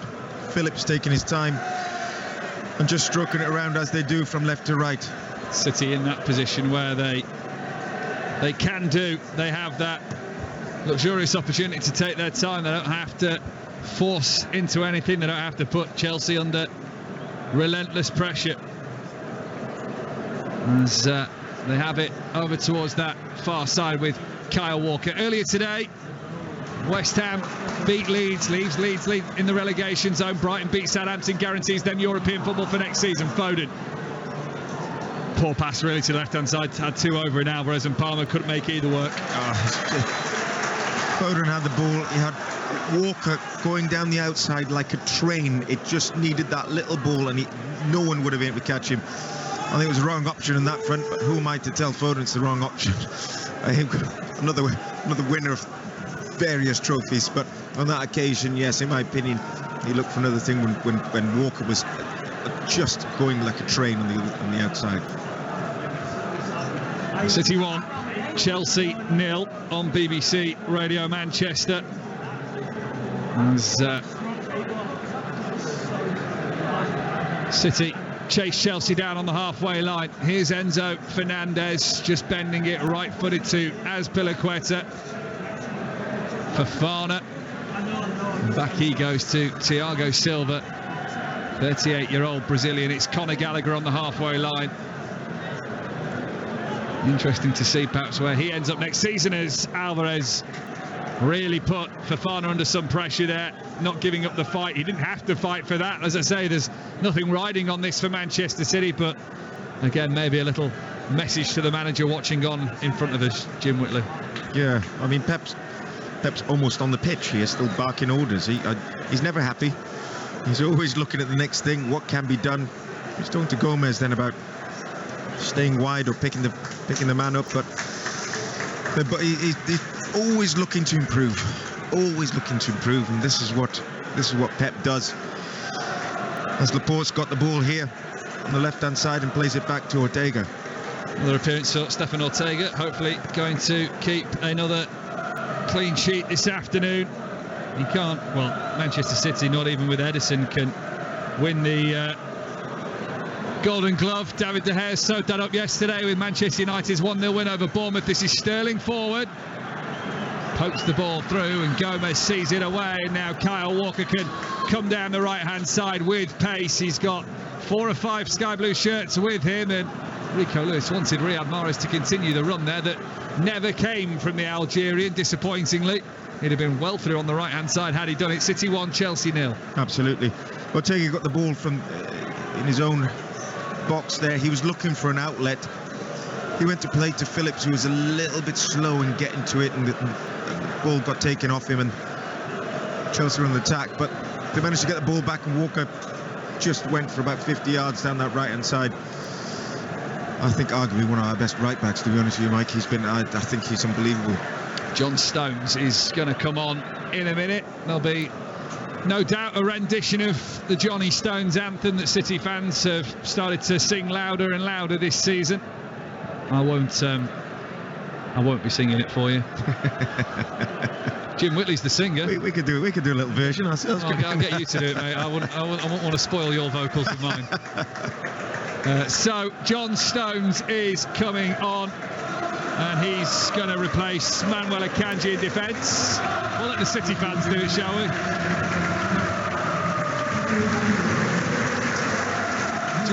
Johnny Stones around the Etihad Stadium. He replaces Manuel Akanji, who applauds all 4 sides at the Etihad Stadium, and Stones in the heart of the defence. The first of the standing ovations this afternoon, and looking at the bench and the contribution many players have made this season, I think there might be a few more of them on the way. Yeah, John Stones is playing in a position he's not played in for a long time. The centre-back, he normally goes into midfield, but no, he's just going to some fresh legs, organise the defence, organise the midfield, and bring the experienced head onto the pitch that he is. Ilkay Gundogan, the captain, latest to go for his warm-up, and Bernardo Silva pats him on the back as he goes past him. And lovely ball in, header off the post. Calvin Phillips denied a first goal for Manchester City. Free kick swung in from the left-hand side, and Calvin Phillips heads it against the base of the right-hand post. Palmer, Foden, City keep it alive. Oh, the back heel didn't quite come off Palmer there on the edge of the penalty area. Lovely delivery in, and very nearly a second for City. It was an absolute exquisite ball. Horrible for a defender. But a great ball in for the attacker. Chelsea. Hall has a strike. And it's saved by Ortega and away, blasted away by Gomez. Yes, Hall's got a fantastic left foot on him, by the way. He's put some great balls. But that was was it John Stones that got the head to it, or was it? Was it Stones? I just saw him put his hands to his head, and I thought, what an introduction that would have been. Instant impact. We'll have a look at when we get a replay. Need to play to calm down for a minute. It's the liveliest it's been for such a long period of this game. 13 minutes into the second half. Chelsea in on the left-hand side of the box here with Sterling. Laporte comes across, tackles him, and heads to the midway point of the Manchester City half, and then Calvin Phillips has to battle with Conor Gallagher, who glances to the skies in frustration as Phillips comes out with the ball and runs up towards the halfway line. Here is Palmer. City 1, Chelsea 0. It is Palmer down the left. He's turned his man well, and then as he tries to spin it back in, flicking the ball behind him, he slips at the crucial moment, and the attack breaks down. See, he'd done so well. He'd left him for dead. Just keep going and go and put the ball in. He then tried to check back in, trying to beat him again. He'd done brilliantly, but here Sterling attacks for the Chelsea, plays it up wide. Hall, low ball into the box, and Ortega races out from his goal line to dive at the feet of Erling Haaland. Erling Haaland, the latest to go for a warm-up, and some of the biggest cheers of the afternoon go up around the Etihad Stadium for the substitutes that are warming up. It's got that kind of feel about it. It is proper end-of-school vibes for Manchester City. They'll probably be signing one of those shirts next. Throwing flowers and eggs. That's what I used to do when I left school. Is that normal? I don't know. That was just a weird thing I did growing up. Is Rico Lewis inside the Manchester City half, in from the right, the far side. The Blues are right to left in the second 45 minutes. John Stones on the ball on the hour mark as Foden comes down the middle again, just able to turn so well and create space for himself. Here is Palmer. Step overs in from the left-hand side. Oh, the nutmeg on the low cross, but Chelsea just had too many darker blue shirts in the way. Laporte. John Stones inside the centre circle, and City get it back, win it back, and the attacks just start again. It's a regular flow of action for Manchester City. Pep Guardiola emerges from the dugout. I think that thumbs up that he walked out with was intended for Phil Foden, who has done so well with the little turns into the space and facing the Chelsea penalty area. Palmer, left-hand side, bright pink boots strapped to his feet as Gomez clips it back. Aymeric Laporte, for a minute there, was the joint furthest player forward. The left-back had got right up to the edge of the Chelsea penalty area, along with Julian Alvarez. Gomez inside the centre circle. City leading 1-0. BBC Radio Manchester and BBC Sounds this afternoon. Foden midway inside the Chelsea half, central position. Phillips, Mahrez, right-footed, little jog in field. Uses Phillips again. Here's Palmer. Back to Laporte. Manchester City trying to drag Chelsea into all sorts of positions here. They're just keeping the ball. Chelsea they're chasing shadows here. But Manchester City looking after the ball so well, playing it from left to right. I still think Palmer here can go on a run. I know he's playing it simple, instructions from the manager, but he's got so much pace against Azpilicueta. The age gap is probably showing in this instance, but City keeping the ball. And I tell you what, John Stones at the back. There's a couple of passes he's had where I call it the eyes. He's looked to pass it to the right and cut it on the inside, and he's done that on a couple of occasions beautifully. And that's an experienced player for you. It's not really a breakout season for John Stones, but it's a real season where he has flourished at probably the highest level he's ever played at for Manchester City. Sterling gets the turn on Kyle Walker, gets the pace on as well, but Stones across the cover, just halts Sterling's running, now goes for the shot, which is straight at Ortega, curling from 25 yards out, level with the right corner of the penalty area. Easy save again for the Manchester City goalkeeper. Yes, Sterling got the ball in the middle of the park, a little turn, managed to beat Walker. Walker put the burners on to get back. Sterling then managed to check back onto his right foot. He looked for a bend into the far corner. It went straight into Ortega's hands. Good play from Sterling, to be honest, and he's one of the quicksters that give Walker a run for his money, I think. Just watching replays of that City free kick from about 5 minutes ago. It was Phillips' header against the base of the right end of the post. Great header. Yeah, there'd have been a message to Pep Guardiola there, wouldn't there? Yes. I wouldn't have thought that's his game in the box with the header, would you? No, really? but there he was. There he was. Wow. Maybe saying to Rodri, look what I can do. I think Rodri's probably one of the safer ones when it comes to you're right. a starting 11 of Manchester City. City 1, Chelsea 0, 63 minutes played. I mentioned the last day of school. Well, if you turn to page 270 of your hymn books, you'll find the Pablo Zabaleta anthem, which has just come out here at the Etihad Stadium. So it is proper. The vibes are definitely last day of school. Stones back to Ortega, who is just under. The Chelsea players aren't even bothering to walk up to Ortega. No movement from anyone. Chelsea are playing to be in the top half of the table. If they drop points today, they cannot finish in the top half of the table, which is outstanding in itself to say of Chelsea. Literally was no movement. But there's no effort, was there then? From anyone. All stood there just waiting for something to happen. Incredible. Absolutely incredible. Thiago Silva. As Chelsea played away from their own penalty area. Ilkay Gundogan watching on, a little smile on his face. Sterling's in here on the right-hand side of the penalty area. Oh, he's done well with the feet. And Sterling still can't score because John Stones stops it going over the line, on the goal line. Sliding in, gets a big hug off Ortega. Sterling with some great footwork in the box. 12 yards out, jinked it to the left, switched back onto the right, went through the legs of Ortega, but Stones was there to cover. And Manchester City still have the clean sheet intact, courtesy of Johnny Stones. Sterling went on the run. Walker, looking at the line, Walker could have played him offside. He was the last man. He chose to go with Sterling, obviously because of his pace.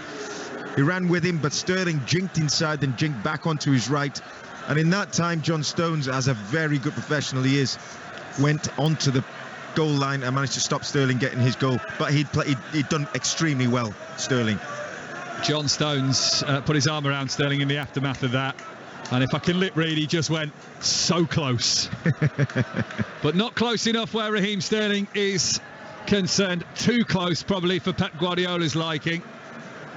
And Jack Grealish is going for his warm-up now. So the round of applause will go out for him as he jogs down the touchline. Kevin De Bruyne and Erling Haaland just having a little conversation on the touchline. I think even the warm-ups have gone into half-heart mode now.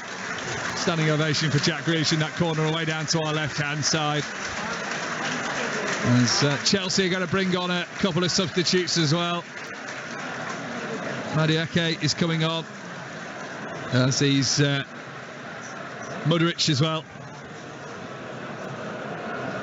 Big money signing, Mudryk for Chelsea.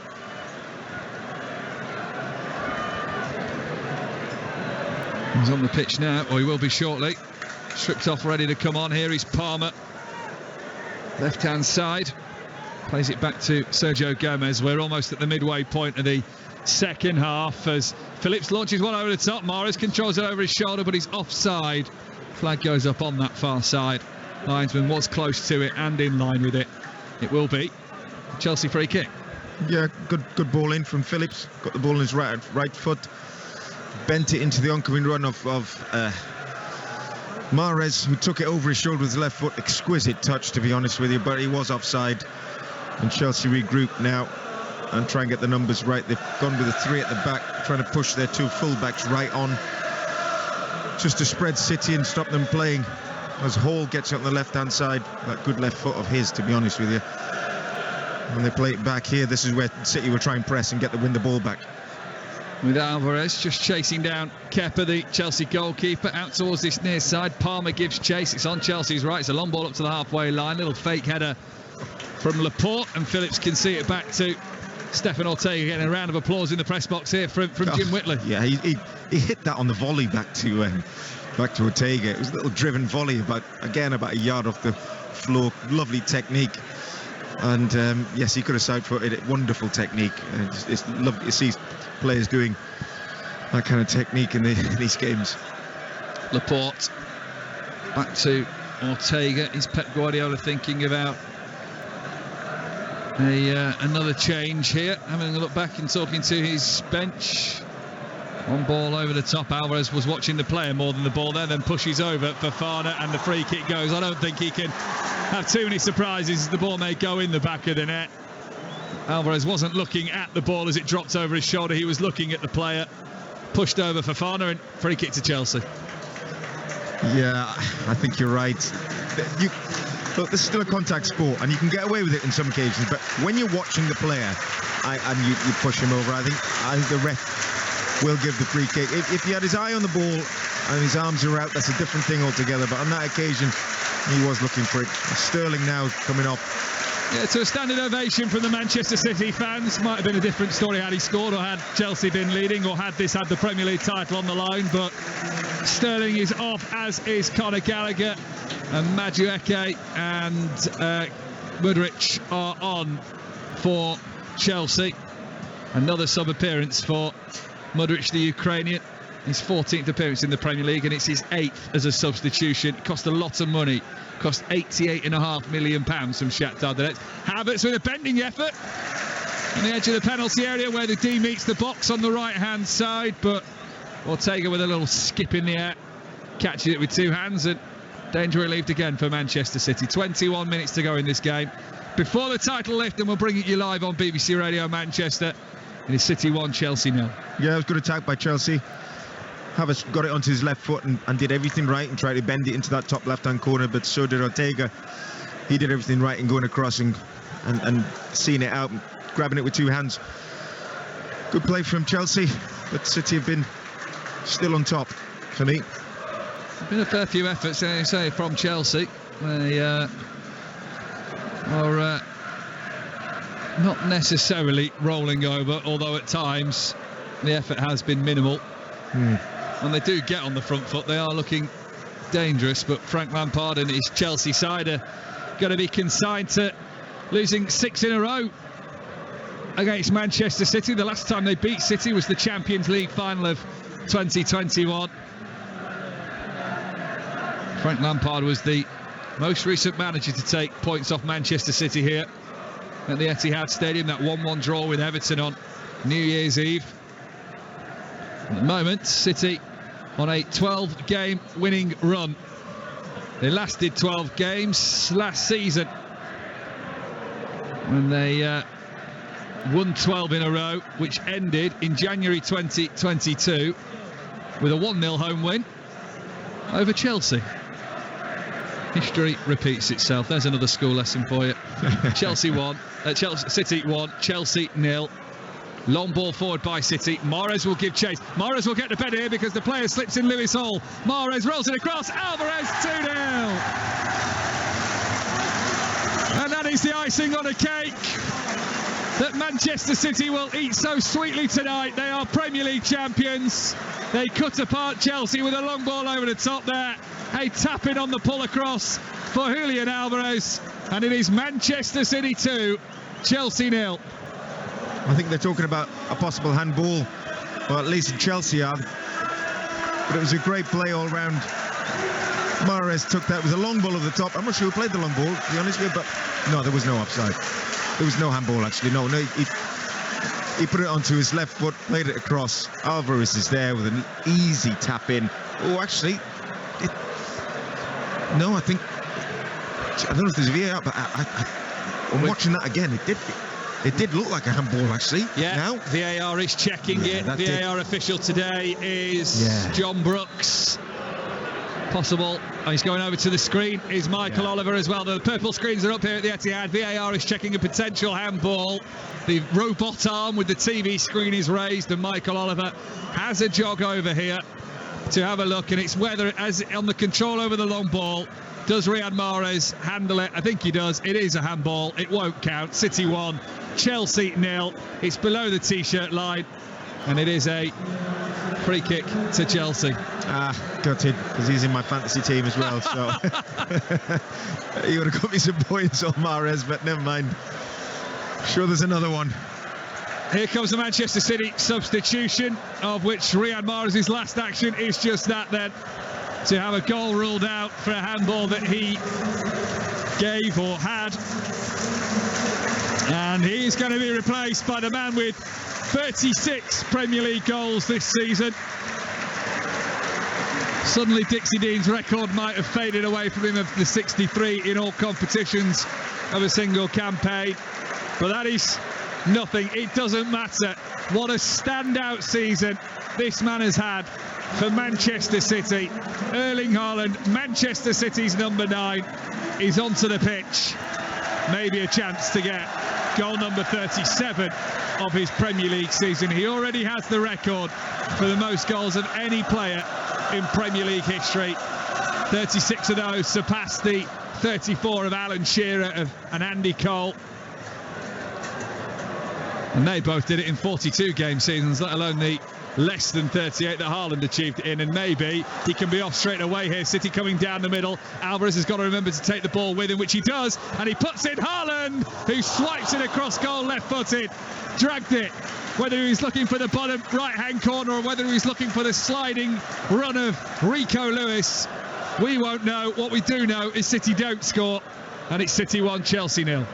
Well, I watched Haaland run on. His legs kind of open as he ran to the defender, saying, "You're getting it next." You know, that's the kind of attitude he came on with. And as a Chelsea defenders, him coming on fresh is not the thing you really want at this stage.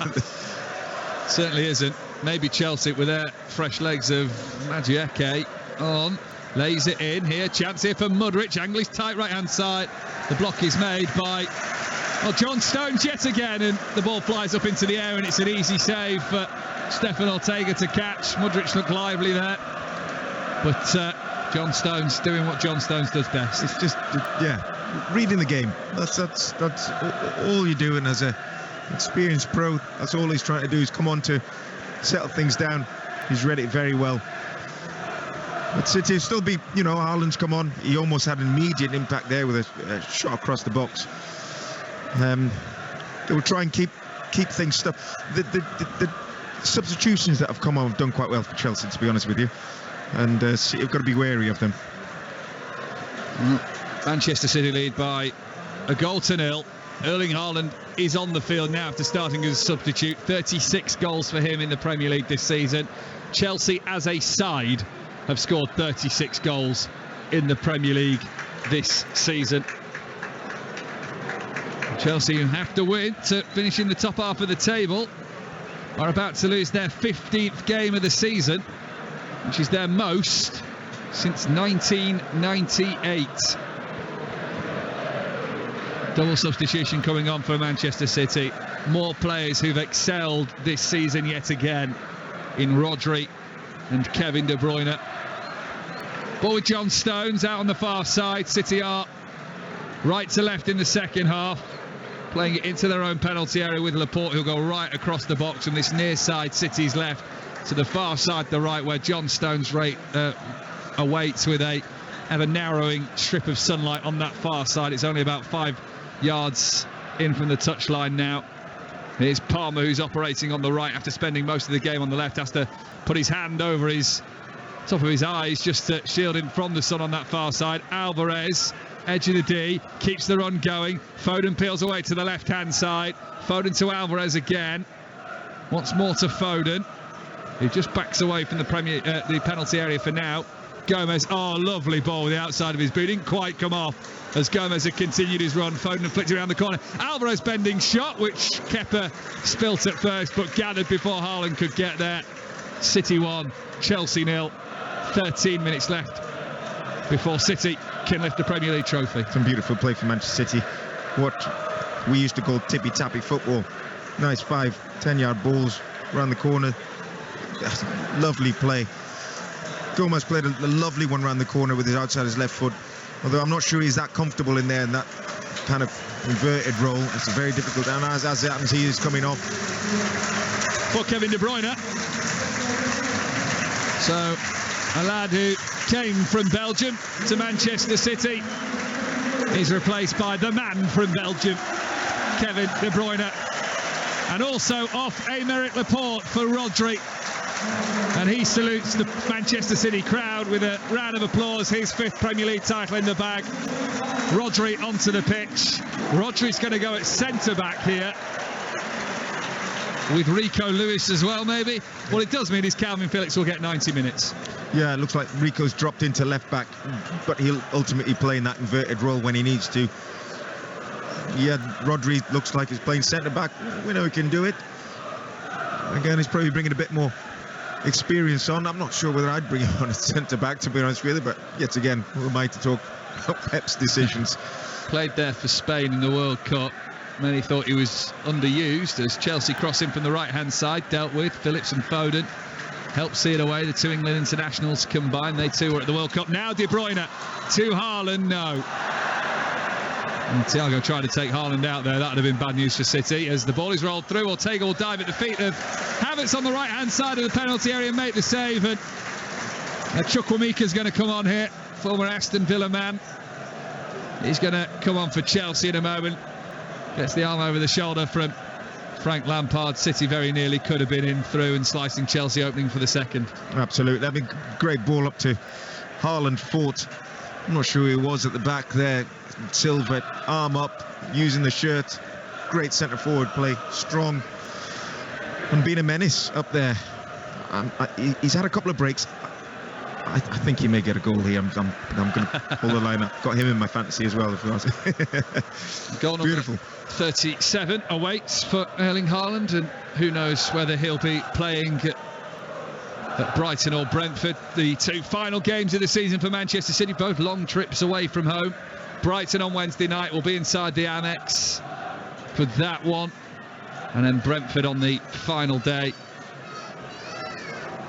as Thiago Silva knocks it back to Kepa away to our left-hand side. Chelsea trailing Manchester City by 1-0. Fofana nearly inviting Kevin De Bruyne to nick the ball away from him. Kyle Walker does steal in on the right-hand side, but the knock-through for Cole Palmer isn't successful. Here's Enzo Fernandez.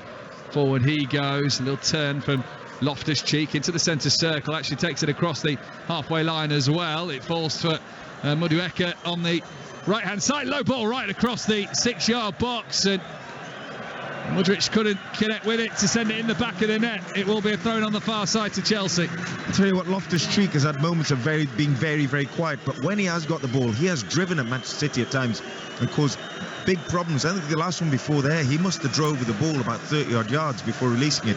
Looks very strong and powerful, but I think after that he's so tired that he doesn't get anything else of the ball. And I think, talking about him being so quiet, I think he's been brought off as we speak. Loftus-Cheek is off. Chukwuemeka is on in his place. Yeah, powerful on the ball, but you need to do more than that in these games. And this is where Manchester City used the whole team to pass, move, and wait for the opportunity for an opening to come. Well, all but one of the Manchester City players will receive a medal at the end of the game. The one who doesn't, but will take a place on the podium, is Scott Carson, the third-choice goalkeeper. Sadly, no medal for him. But the rest, who've all played pivotal parts, including Calvin Phillips, including Rico Lewis, whose game time's been limited, they will get a medal, as will Cole Palmer. They are given an order to go up in. Whether they stick to that order, we'll wait to see. Goalkeepers first and Ilkay Gundogan last.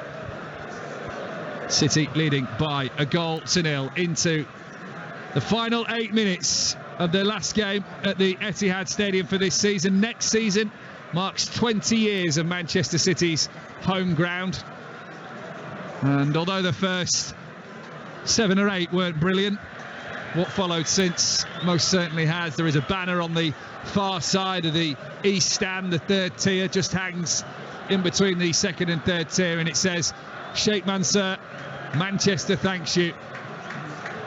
It's an older banner. It does say for 10 years. It's got on a lot longer than that.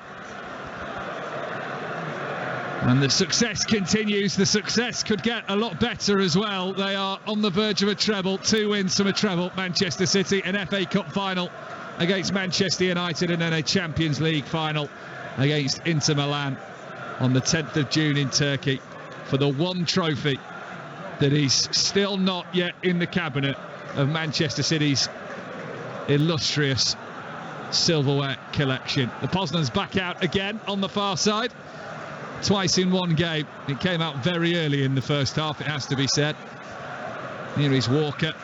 out towards the right-hand side. Palmer chips it over the top. Haaland's managed to try and get in between two defenders here. Sliding in was Kalidou Koulibaly. And it will be a Manchester City corner on the far side. That's a lovely ball from Palmer. Now playing on the right-hand side. He cut in on his left foot and he bent the ball in between two players for Haaland to run onto. Haaland nearly muscled in the defenders, but the ball's now been played from the corner.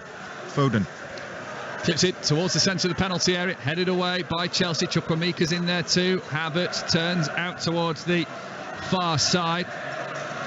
Kevin De Bruyne on the recovery run this time for Manchester City and knocks it back to Ortega. 6 minutes left, City 1, Chelsea 0. Here's Rico Lewis, just rolls the ball under those pink boots and has a look what the best option is. It's to the right-hand side in Calvin Phillips. De Bruyne, Alvarez. I wouldn't mind now if they started showboating a little bit. See some of the skills. I think if they're 2 or 3 in a lot, but it might have been easier. So City have it on the halfway line. After we're done with the trophy lift here, we're off to the Leeds Sports Village where Manchester United take on Manchester City. Women's Super League derby. Manchester United have to win to take the title race to the final day. Otherwise, they won't be seeing a trophy lift. Let's get a check on the team news of both sides. Gaz Drinkwater. Yeah, Mark Skinner makes no changes from the side that suffered Wembley heartbreak in the FA Cup final. And for City, Gareth Taylor has made one change from the team that suffered a shock defeat to Liverpool last time out. Casper Eye drops out for Leila Ouabi. Thanks, Gaz. Havertz replaced by Pulisic in the meantime. Pulisic, who scored a goal for Chelsea against City to hand Liverpool the title in that season I was talking about in 2020. As we prepare now for Manchester City to be crowned Premier League champions, and the reminder goes round the Etihad Stadium for supporters not to enter the pitch on the full-time whistle. It hasn't quite got the dramatic feel that pitch invasions have. The Villa, for example, last season, QPR. Here is Palmer. De Bruyne down the right-hand side. Challenge comes in. And it will be another corner on that far side, the right to Manchester City. And stay with us on BBC Radio Manchester. The trophy lift is coming as Manchester City are prepared to be crowned again for the 3rd successive season in a row. Only one other team has done that in the Premier League. Manchester United. No team has ever gone 4 in a row. Could Manchester City? Do not write them out of doing that. They break records for fun under Pep Guardiola. Short corner, De Bruyne to Palmer, outside the boot for him. De Bruyne, Haaland heads it up in the air, doesn't go goal bound though. Phillips with the knockdown. Here is Lewis. Alvarez will clip it back in. Haaland tries to readjust it, will fall at the back post to John Stones. And now it's taken by Palmer. Alvarez under it. Oh dear. He's allowed that one. He's got the goal that's the difference so far. 1-0. It won't be 2-0 with a shot that goes well over the bar. Yeah, he'll be gutted with that because it's a half volley. In terms of difficulty, he should have been able to hit the target with that technique, cutting across the ball. He'll be disappointed not hitting the target. However, Haaland leapt then from the corner to head the ball back across goal. Wow, I think he's up for a fight at the moment here, Haaland. It's absolutely fantastic. He's loving the tussle, and he's causing problems. John Stones has it. Just outside the centre circle to the left-hand side, the near for Manchester City is... We wind down the clock to 3 minutes to go. We are not really here. A song that started when City were at their lowest point, playing York away, Macclesfield away. Gee Whitney's days. It was a cheap hit, sorry, Jim. I know, yes. Hey, look, sorry, I was reading the banner at the top there as well as you were talking. On the 6th day God created Manchester City. I was just, yeah, well, that was the good old days, eh? Aye. I'm sure some of these fans would like to bring them back. Well, languishing in those lower leagues. With the Premier League points, with the Premier League charges that are levelled at Manchester City, who knows what punishment can come out. There is a stipulation in the Premier League clauses that they can actually level whatever punishment they want at City, and maybe relegation to League One is one of those, but City will fight and contest that. They deny any wrongdoing. They hope to clear their name once and for all.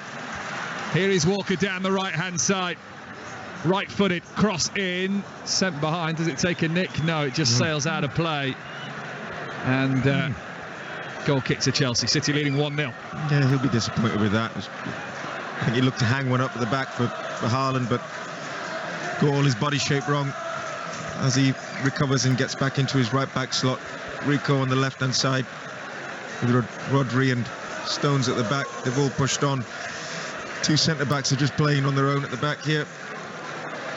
Cleared forward by Kepa towards the halfway line. City win the second ball after the initial knockdown from Chalobah. United against City in the Women's Super League follows us once City have lifted the Premier League trophy. So stay with us for analysis from Jim Whitley, City superfan, Stephen McInerney, who's with us at the Etihad Stadium today alongside Stacey Copeland. Then we'll take you through the trophy lift as well as the players will walk out to a huge congratulations from their loyal fans. Here is Calvin Phillips inside the centre circle. Is there one last moment in their final home game of the season for Manchester City here on BBC Radio Manchester and BBC Sounds? It is Stones to his right-hand side. Uses Walker into the final minute of the 90 with Palmer, Walker, and across Stones. Are they going to try here, Manchester City, and maybe get a complete team goal? Well, not when Calvin Phillips is challenged from behind by Chukwuemeka, who then goes into the left of the penalty area, and Mudric's shot, left-footed with power. He's wide and high at the near post. Goal kick, Manchester City. Well, that's where maybe the game time from Calvin Phillips. Rico just set the ball for him and he wasn't quite on it. I didn't read it quick enough. That could be the legs. You know, he's not played a full game in I don't know how long. With the injuries that he's had, limited time in the team. So maybe the legs might be feeling a bit.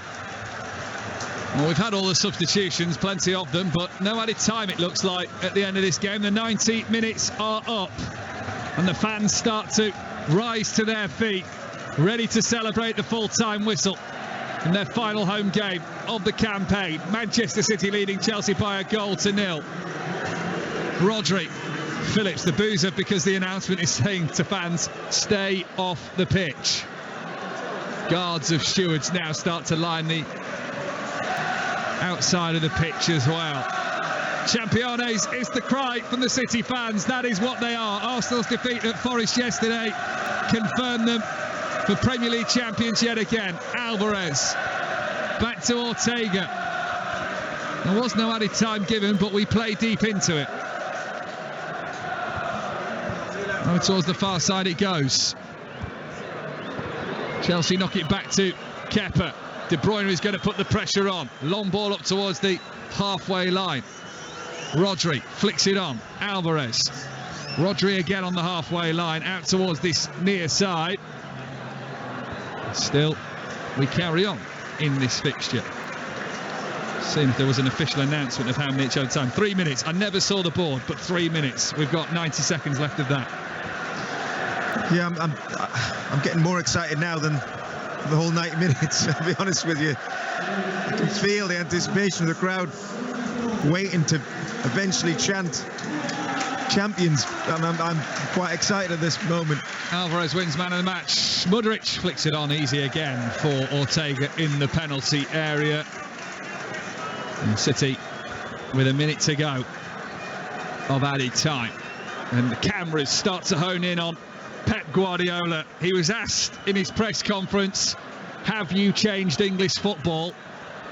He replied quite simply, no. English football is in itself unique, and that is why I love this country. He was referencing within that answer, which I've paraphrased, the Sheffield Wednesday comeback against Peterborough United. He said 30,000 in League One. Can I imagine it in Spain, in Italy, in Germany? No, it's impossible. And these fans here, many of them were in League One with Manchester City.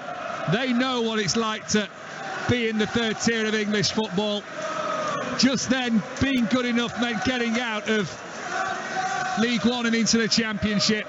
Now there is an expectation of trophies year in, year out. And most seasons, Manchester City oblige.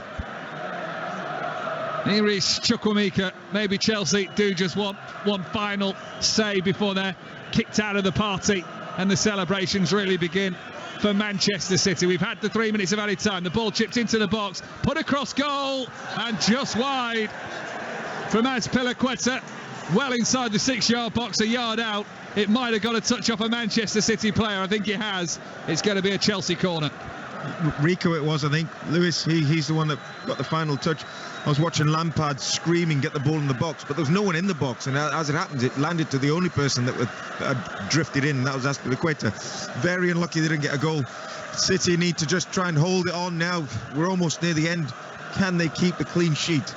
Modric's out-swinging right-footed corner to the back post. Header goes up over the bar from Chalobah, and it will be a goal kick to Manchester City. And I imagine referee's going to tell everyone to get over to this near side so that Chelsea players can maybe exit quickly down the tunnel. Pep Guardiola's doing the same as well. And Ortega probably won't oblige, and I think he's going to go short here, isn't he? Referee blows his whistle. Ortega, no, referee says full time. Manchester City are confirmed as champions of the Premier League. That was done yesterday with Arsenal's defeat. Fans do come on the pitch to try and race towards their heroes who've won a third successive Premier League title. They sign off from home in style. They've beaten Chelsea 1-0 here today, courtesy of Julian Alvarez's goal in the first half. And Manchester City, who in this second half of the season have blown away all opposition. 16 wins from 16 at home has helped in all competitions. 12 straight Premier League wins to see them over the line. And now, with the fans on the pitch, we'll have to wait for the trophy lift. But it's coming, and Manchester City on three-peat will win the Premier League again. City 1, Chelsea 0. Well, quite incredible scenes here, and despite, Mike, the multiple messages visually and over the tannoy, the fans have made the way onto the pitch in their numbers, so we will have a bit of a delay until the trophy lift, of course. But let's focus on that game. And Jim, obviously we spoke from the outset that the title didn't depend on today's result, but what was important was a good performance, winning mentality, the team dynamic, obviously playing well together, and that momentum, of course, going into these final games. And that's what we got. Yeah, they got the win, clean sheet. They still tried to do the things well.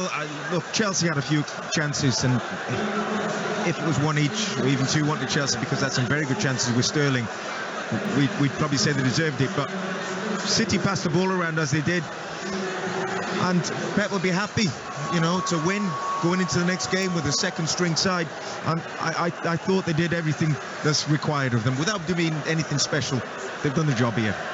In terms of standout performances then, Stephen, for you today, who stood out? I mean, in terms of your regulars, if that's even a thing we can say, but your regular starting players, and of course those upcoming players that we're excited to see on this big stage. I think Phil was excellent today. If you got man of the match in the TV coverage, Phil was excellent, essentially involved in pretty much anything. And then people like Kyle Walker are just so reliable. And then it was great to see Rico Lewis and Cole Palmer maybe make an audition for next season, because we forget how young these players are, but we forget how much they've accomplished already at their young age. And I think Pep himself said that he credited Rico Lewis for more or less changing the season, changing the course of it. The fact that he was on the pitch today against Chelsea, and what we're witnessing now, by the way, with thousands of City fans on the pitch because of people like Rico Lewis and Cole Palmer, it's pretty special and exciting. And yeah, I mean, everyone today played well. To be honest, I was a little bit nervous when I saw the team and saw that we'd won the game. I thought it could have been a bit flat today, but it's not even close to flat. Those players are buzzing out there, and they put in a really good performance. The senior ones, the kids, the rest of them, it was excellent. I think we're seeing some standout performances from the stewards here, to be fair, doing a stellar job of my dad included. He's up there trying somewhere to get everything organised. Well, shout out to your dad as well then. And it was nice as well, Jim, to see the likes of Haaland, John Stones, Kevin De Bruyne coming on towards the end, as you would expect. Not just because obviously you want to keep them getting some game time, of course, that piece of momentum we were talking about, but also a great reception from the fans as well. they got a great reception as they were warming up here. It was like the superstars that were warming up on the side. We got to see them close up, and they got massive applause. And it was nice for them to come on. That did surprise me. I wondered whether you just keep them all and hold them back, you know, cover them in cotton wool, make sure they're all okay. But they came on, and Haaland was up for the fight, no problem. And I thought they did a very good job, and like you said, with the youngsters as well, all playing a part. I love Walker. I think he's arguably one of the best right backs we've had. I think he's been fantastic. Solid at the back. John Stones, who came on and just calmed everything down. And clearance off the line as well. It's a clearance off the line, you know. And we talked earlier, John Stones in particular is one who he was down and out. If anyone's going to, Fernandinho was playing centre back ahead of John Stones at one stage. You know, as a player sitting there on the bench, or sometimes not even on the bench, you sometimes wonder, maybe my time is up here at Manchester City. But he's managed to turn himself around. He's now an integral part of the team, Pep's team. That's incredible mentally to do as a player, and I think he's been fantastic. And it's great to watch, and something for the City fans. It's brilliant. Absolutely. Before we talk specifically about the Premier League, in terms of that conversation before about whether or how Pep Guardiola has changed English football, as Mike mentioned very briefly at the end there, Pep, of course, played down all of that as we would expect. But in terms of English football, you've played at many levels, Jim, and as you've just said, done your UEFA B, a vast experience in many capacities. What makes the English game at any level so unique? The intensity of the English game is massive. Even when I played international football, when you went to the other countries, the way they step off you, the Italians, it's not quite the same. The intensity of the English game, it's so quick. There's no respite. You continually have to do your best, and also the fan base, which is what he touched on. The Championship, League One, the fan base, and now I was at Wrexham. Wrexham have come up and now on the world map, and the fan base behind them is incredible. So it is, and I'm surprised Pep stays so long, but I think he likes the fight. I think he's like the fight with Klopp, now with Arteta, trying new things. He's had to bring in John Stones in midfield to play a four-man midfield. He's always tweaking, and I think this is the hardest task for him. He can go somewhere else and win it by ease, but here, this is playing at your highest level. You can't drop the ball here, and I think he really likes that. And now with next year looking at a possible 4, this will be something on his mind. Well, and I'm going to bring you in just a second about this from a fan's perspective, Stephen, but one more question on that, Jim. Given the intensity of the English game at any level, this is, of course, the top level of English football, the Premier League. Just how hard is it to win once, but to stay at the top for this long? And I was looking today, somebody had posted that it was the last Premier League game at the Etihad when City weren't the current champions, was like April 2018. It's incredible to be at the top for that long. Just how difficult a feat is that to achieve? It's very, very difficult. And I played in various levels, and there's players in the lower levels that I remember thinking, why aren't you playing in high level? And the only difference I can tell you right now, and this is for any kids growing up, is the consistency.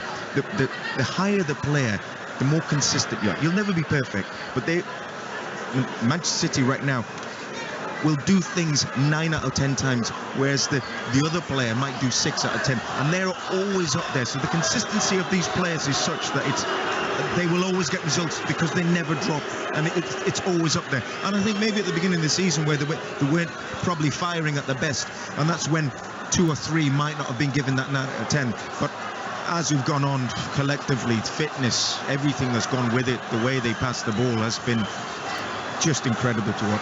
It's exceptional to be at that level consistently in all competitions, season after season. And Stephen, hearing Jim speak about what it is that makes the difference, that consistency, that level of play all of the time. In terms of a fan's perspective, and we've asked this many times throughout the season, what matters more? Is it this competition or that competition? In terms of the Premier League, before we compare it to anything else, just how important is it to the fans to win the Premier League title and to defend it? Stace, I grew up watching Manchester City get relegated, so I will take any trophy on any day at any time. But I mean, to me, the Premier League is your bread and butter. It's the one that you want. It's the one that you watch every single week. You play teams around you every single week, and you meet United fans, Liverpool fans, and all that. I don't meet many Real Madrid fans around Manchester, I'll be honest. So this is the thing that matters to me, because it is the game, it is the competition that we obsess over. And personally, I know it sounds relatively spoiled, but if we are to win the Champions League, it'd just be really nice to win it in a year that we've won the Premiership as well, because at that point, you can confidently say you are the best team in Europe. And I mean, there's been times when teams around us have won it, like Chelsea won it one year when they got 7th in the league, and they probably weren't the best team in Europe that year. They were just a great cup competition. If we win the Champions League this year, no one can question that this Manchester City side is the best in European football. And to me as a fan, that means something to me. But honestly, these are heady days. We're talking about which win the league, and then looking at the FA Cup, and then the Champions League. It feels like one big game to another to another. I'm just pinching myself every day as a City fan right now. It's just wonderful. It's interesting you say you don't meet many Real Madrid fans in Manchester. How many Liverpool ones do you meet in Manchester? I'd be surprised actually. And what would you rather pretend you were? If I think I'd rather say I was a Real Madrid fan. If I was a Liverpool fan in Manchester, that is. I don't think that you're not a winner all around that, no matter who you bump into, is it? But in terms of when we speak to a lot of fans, this is the title that's the most important one to lots of City fans. Of course, they know the Champions League has prestige, and it's about legacy, and it's about equaling, perhaps for some, what Manchester United have done it in terms of the treble anyway. But for lots of fans, the Premier League is the one that shows that consistency week in, week out. Tuesday night here, Saturday night, it's playing all different levels of teams that you have to adapt to, teams that aren't maybe at your level, and be it the ones that are at your level. It's a big ask, isn't it, week in, week out? Yeah, absolutely, and it's so hard to do this. It's why the club, from what I can tell, they take the Premier League first and foremost as the most important competition. And look, it goes back to me simply down to local rivalry again. When Ferguson said not in my lifetime about City finishing ahead of United and all that kind of stuff, now it's every single year, and that to me is what it means, because that is what, once again, I thought about every single day. I'm thinking about City's next Premier League game, and I think you can have an incredible season without winning the Champions League. I don't think you can have an incredible season, in my opinion, without winning the Premier League, and that's the level City are at these days. And I know that sounds crazy coming from a fan who grew up in the 90s watching City. With all due respect to this fellow alongside me, thank you, Jim, for everything, by the way. But in general, this is that I think that's the truth, and it's the mentality that those City fans have had to accept these days, because our club, our little old City, they're a super club these days, and Premier Leagues, they do make a difference, and 3 in a row, it's just incredible. I feel like that has never been forgotten, that contribution of the likes of Jim and all of those players. There's a huge respect whenever you see fans come into contact with former players like yourself, Jim, for your role in getting the club to where it is and getting them through those times. But it's a good point that Stephen makes, and that's a point that's made regularly, particularly on our weekday talk programme, Talking Balls, where City and United fans contribute daily, and lots of City fans will say the Premier League matters because of that exact point that Stephen's just made. In cup games, it's about getting it right on any given day, and you might have to do it 10, 12 times, whatever. This is week in, week out, isn't it? And that's the difference, and it speaks to that important point you made about consistency. Yeah, absolutely, and that's a great point you made, Stephen, about if you win the Champions League, it'd be nice to do it whilst you've won the league as well, because it shows that I've never looked at it like that, but now you've said that, yes, win your league, win the Champions League, it shows you are the best all round. Yes, and I think that's a very, very good point to make. And it's rarely done, isn't it? Often it is a team that perhaps have stumbled, let's say, in the Premier League. Yes. Liverpool, Chelsea, whoever you can name them, and they've got it right on the night in that style of football, and that sometimes you do need that bit of luck to fall your way. But this is far less to do with luck when you've done it every single game. Yeah, because the cup games, like you said, it happens on the night. Whether luck's with you, sometimes the goalkeeper's on fire and it just won't go right for you. We've all had those days playing football, it's just not happening for you. And whereas this, is a season-long thing, the Premiership, and it's what happens every week. You cannot drop the ball. Do you know how it feels to me now as a fan? Like, I felt like we were ready to win the league because we'd had all that pain and suffering as a team, as a fan base, and we'd had watched our rivals lord it over us for years, and we were ready to win that league, and it meant a lot when we did it, you know, back in the Aguero moment. And I feel like now the club's actually ready to win the Champions League, because I think as a fan base we sort of enjoy just, you know, having to go through the ringer a little bit and then sort of earning that feeling. And I don't think the fan base initially connected with the Champions League that much, and I personally didn't. It felt like we were just oh, this is fun. But now it's, given everything we've gone through, I think it was painful, but it's going to make it so much sweeter if we do manage to do it. All those exits, you know, against Real Madrid and Monaco and Spurs, they were painful, but I do think we'll look back and enjoy them in hindsight, because if we do finally do it, it's going to be so much sweeter. And I think that's the sort of part of this club's heritage and DNA in general. And it's interesting how many times you see that in sport, whether that's individual or team sports, that they've got just within a whisker a few times, and then sometimes people only see the end product when actually there's been years of graft, heartache, disappointment where it hasn't quite fallen into place. There's been the odd piece of the jigsaw missing, and then it comes together and it happens for them. Part of that, Jim, is mentality and mindset, of course. And as you said, for these players to perform at that level all of the time, it takes a certain mindset. But also, surely this now, having defended this Premier League title again, that in the FA Cup final, that performance as well against Real Madrid, let's remember, in the middle of all this, to get to the Champions League final, surely they're allowed to believe that this is their time, after everything been through in recent years, to get to this point. Yeah, and I also think experienced players. And now, as I've got older, and you look back and think, actually now I can see what the coaches were trying to get me to do back then. And experience of the players now in winning the Premiership, the times they've missed out in the Champions League, these all add up to the factors altogether. And I think ultimately that very first win, because you can't get experience without getting that first one.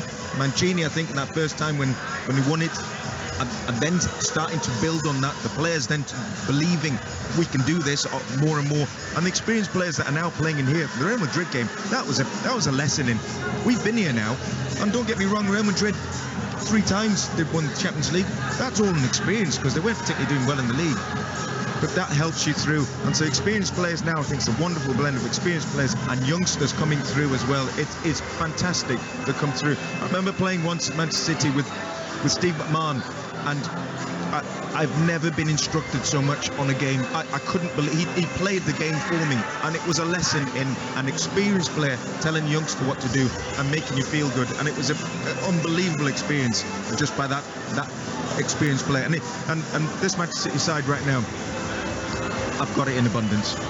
And they've got that mix, haven't they, of players who've been there and done it before, so to speak, but then younger ones coming through, who in some cases, Stephen, as you pointed out, it's easy to forget just how young they are, given that they've achieved so much. It feels like they've been around for years, and they have, of course, but relatively speaking, are still young, you know, in football years, but in terms of achievements, it's pretty incredible what they've done. But there is a good blend, isn't there, of experience and that youthfulness, hunger, and that sort of nothing to lose type of mindset. Well, it's that work hunger, isn't it? I mean, you have to have that. You need the senior ones, people like Gundogan and De Bruyne, who play World Cups and they've been around the block forever. But they need the young players too. It's not just like the young players need them. It feeds both ways. The younger players, they give the energy and the competitive spirit. So I tell you, Alvarez coming into the squad, for example, 22 years old, young Argentinian player from River Plate, or Rico Lewis coming in. Guardiola's talked about how much they've made an impact on this squad, and they get the players going again. They excite people like De Bruyne because they've got so much boundless, infectious enthusiasm as a young player. But then at the same time, Rico Lewis, imagine what he's going to learn playing in midfield alongside Ilkay Gundogan. It's just a perfect blend, and it's why when you see people like Gabriel Jesus and Sterling move on last summer, it's tinged with sadness, but it's the next step of what this club's going to be. And I think City and Guardiola are so in tune with how this team needs to evolve. And for me, you know, this is what today was all about as well. I don't think it's a coincidence that the players played so well today, where maybe in the earlier rounds of the Carabao Cup some of these young players didn't play well because they watched greatness up close and they felt responsibility today. So I think the blend right now and the way City approaching with these young players and senior ones, it's just absolutely perfect. And it's a young player's dream, surely, Jim, to be alongside some of these City stars.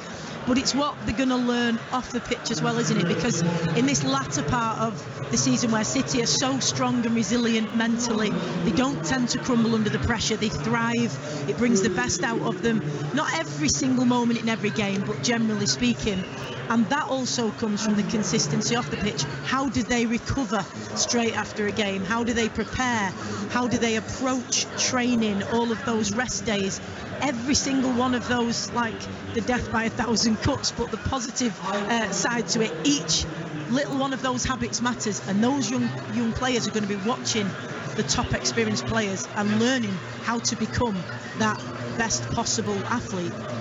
It's a fantastic lesson to look at these players, because I look back at when I played, and the advice from the older players when I was coming through was, if you don't drink, you're not going to make it. That was the experienced players going, look, you need to come out with this. That now. I know, and so you look at okay, these got a different mindset altogether. These are looking at Premier League titles, they're looking at Champions League, and the way they look after themselves off the pitch. Don't get me wrong, the facilities here and the way they looked after the training ground with the food and everything else, the physios, the doctors, they've got all the best things around.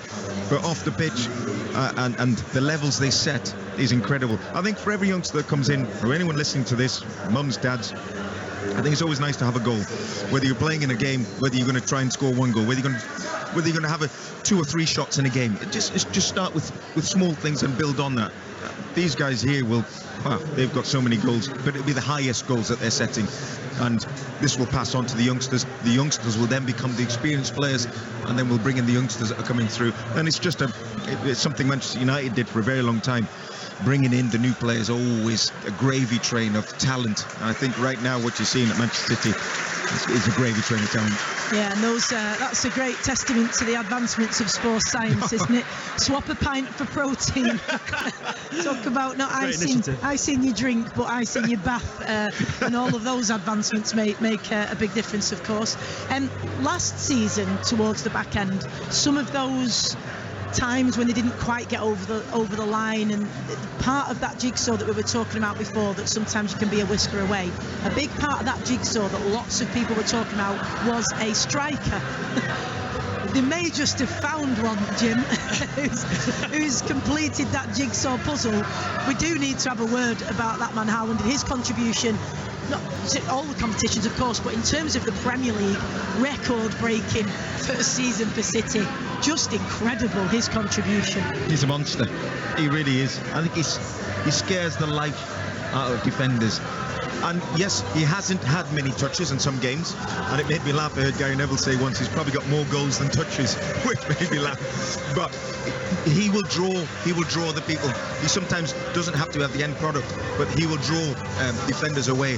And it's a great thing when you watch as a player. Even the first goal today, it was Foden's run on the outside which took the player away, which I think it goes unnoticed with fans often. As a manager, as a coach, you see those runs that have been made, and Haaland will do these. He will drift off to let someone else come in and take the limelight, and he's just incredible, his goal scoring. He's an absolute freak of nature. He's wonderful. And the thing about it is, once again, he's a Man City fan, which just makes this legacy that we're creating just remarkable. And it's the thing about Erling Haaland, which I love, and what feels so transformative for this Manchester City side, is he's just fearless. I think when you've got a player who's grown up in football like that, with his dad obviously a Premier League player and international as well, it's just in his blood, it's in his lifeblood. This club's in his blood as well, and he's the kind of guy that just is born to win trophies at the highest level. You can tell absolutely nothing phases him, and obviously he scores so many goals, but he has that clinical edge, and I think he terrifies teams to the point that it frees up space for Bernardo Silva to score against He looks like he loves every minute as well, and I noticed earlier, and stay with us here on BBC Radio Manchester, because we will be bringing you the trophy lift. The pitch is now getting set up, obviously, for the team to come out and receive the trophy, so we will be bringing you that in just a moment. We've just seen on our screens pictures from inside the Manchester City changing room and the players all celebrating together.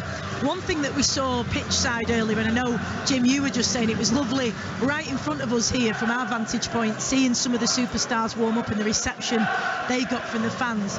We saw Haaland and Grealish, and the nature of their relationship has been well reported this season, how well they get on, how different they are in their approaches, but how it's really helped them having that camaraderie, if you like. And we saw it on the touchline, sort of warming up together, but having a bit of banter together, and that's, you know, part of the dynamic, isn't it? Not starting today, but enjoying every minute, being part of the team, cheering the teammates on, and having a laugh together. And it's nice to see that relaxed environment between players like that as well. Yeah, absolutely. And you know, when a manager brings in players, there's no guarantee they're going to get on, you know, and at times someone will come in and be just a bad egg, and you have to get rid of either the bad egg or you get other players around you. So it helps when that dynamic goes. But one thing I've noticed with Haaland and Grealish, I think Grealish's outlook, when he first came here, even last season listening to him, he almost was talking quite apologetically or loving how he's been here. You know, it's like, I'm at Manchester City,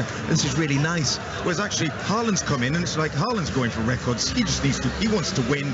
And it's changed Grealish's outlook onto, actually, I'm a £100 million player here. I should be playing every week and going for the same. So I think that's rubbed off on him. Do you think it took the pressure off him a little bit as well? Because, of course, whether it was from within City or more so from outside of the club, all of that pressure given his price tag that was on his shoulders, then in comes Haaland and not only takes off perhaps the pressure of the price tag, but everything being on him to deliver, because they were all looking at somebody who was delivering week in, week out and breaking records. Perhaps, do you think that helped him as well mentally, maybe? Yeah, I think so, because he is someone, I've seen him on Twitter. I've seen him trend on Twitter when City aren't playing. He's always watched everything he does, and I think that £100 million tag is quite big, and he was still fitting into the system with Manchester City. With Haaland coming in and the way they've been winning and knocking things around, I think it has taken. I don't know what you see as a fan, Stephen, whether you think that's the same thing or. I think there was a picture went viral of him just having a wander around the northern quarter a few months ago, and it was like everybody was like, that's actually Haaland just wandering around. And what is it other than that goal scoring prowess that has drawn and endeared the fans towards him? I think he's just the most normal 22-year-old lad in the world. I bet he's built like a Viking and a Norse god. Also, he goes over and plays Minecraft on his computer. I mean, this is like the most geeky, normal guy. Apparently he's farting on opposition players. Like, he's a massive child, but in the most endearing sense possible. Like, I think it's so refreshing to watch a superstar footballer, and I mean a genuine superstar footballer. We're talking the heir to Messi and Ronaldo's level throne, and him just be so selfless. Like, he's the first to celebrate with his teammates if someone else scores for him. He'll be jumping up and down even if he was on the bench for Alvarez scoring goals, and he just wants to be part of a team. He wants to work hard, score goals, create and be selfless, and Grealish loves him, you know, Bernardo loves him, they all love him, and that is a testament to his personality. Just a great person and a great footballer as well, and that makes a difference. I felt like he's great off the pitch as well. He's so likeable. And a final word from a fan's point of view, how are you feeling when you're about to see the team come out onto the pitch to collect that trophy once again, Stephen? I can feel the goosebumps forming already. I mean, I will never ever get bored of this, and I don't think any City fan will, because we remember those days, and they're deemed the dark days, but I think they're formative. They are the building blocks which days like this are built on, and to me it'll never not be nothing more than a 1,000,000,000% thrill, because Manchester City, my Manchester City, your Manchester City, our Manchester City are Premier League champions again, and it means the world to me. I can't wait for that trophy lift, and I'll never get bored of it. And just to add, I think it was lovely to see the fans on the pitch, but I have to say, as a player, I've been in that situation, and it can be quite scary when fans come on, because not only just one grab you, then someone else grabs you, and then the crusher of everyone, and then you get lifted and you have no control. I think they mean well, don't they? But I think they forget they've got games left to play, and there is a risk of injury. And I have to say, Jim, on that point, the stewards did do an exceptional job of literally rounding up the players and grabbing them, making human shields around them, and sort of, you know, cajoling them into this, the cording of by police bodies to make sure they were kept safe. And that's obviously important, because there's a lot left to do this season yet, albeit in a short space of time? Yeah, listen, it is quite tricky. I've had my boots nearly taken off, and you're trying to fight your boot, get off. I don't think anyone does that to Haaland, I'll be honest. Yeah, so we're going to take Jim's jumper on the way out as a souvenir. Needs steward protection on his way out. Jim's winning jumper, there you go. They can put it up for auction. But this moment for the players, Jim, it is special, but also this is about the entire staff, and we're seeing all of the staff members walk out onto the pitch now, which is a really lovely thing that Pep insists on and that the club do, showing respect and gratitude to everybody who makes this club what it is. Yes, absolutely, and this is what you don't see behind the scenes. What we see on the pitch is the final outcome. This is what happens all behind the scenes. There's so many staff members there, all doing their bit in bringing Manchester City be as good as they can be. And so this is magical, and this has changed somewhat from when I played. We'd have had the physio there and maybe the kit woman, and that's about it.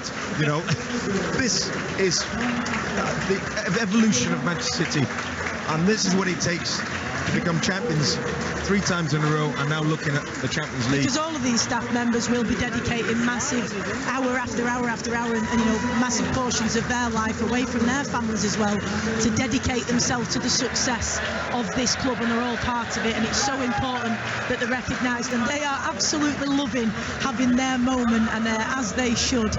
But we are about to have the Manchester City team step out onto the field and receive that trophy. So let's go back to your commentary team who brought you your big match commentary today of this victory for Manchester City against Chelsea, as we're about to see them officially crowned Premier League champions.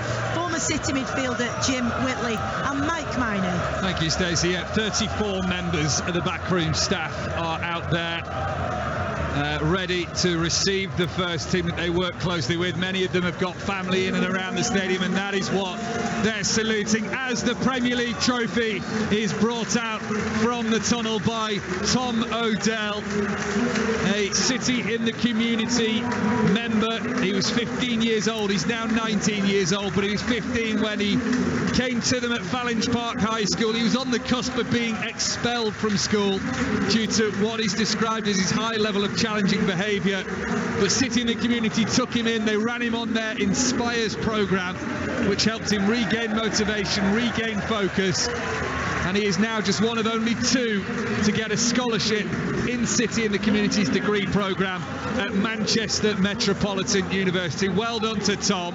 He's also joined by Alex Williams, a former Manchester City goalkeeper.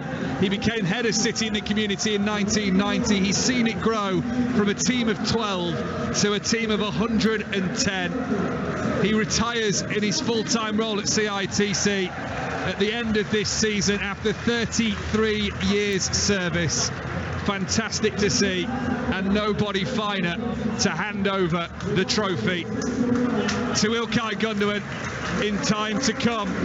But here come the closer members of Pep Guardiola's first team management staff, including his assistant managers like Rodolfo Borrell. The goalkeeping coaches follow behind in Richard Wright, former Premier League goalkeeper in himself, and they get high fives from the members of staff that work closely with the first team as well, that are already lining the purple Premier League carpet.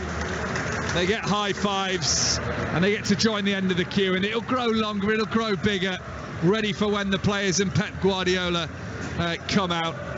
But what great tributes from the club to give one of those real success stories of CITC, Jim Whitley and Alex Williams, who not only is a legendary player at the club, legendary with City in the Community, but actually has a massive role to play in the fact that he was the first and one of the first black role models in the top flight of the English game for Manchester City, inspiring many. I know David James has done a documentary on him, or with him, about David James currently being the only black goalkeeper to represent England, but Alex Williams was part of that journey and was part of David James's inspiration. Oh, he's a legend, Alex. He's very infectious. He's warm-hearted, and the things he's done for the club's incredible, and breaking it at the time he did as the first black player.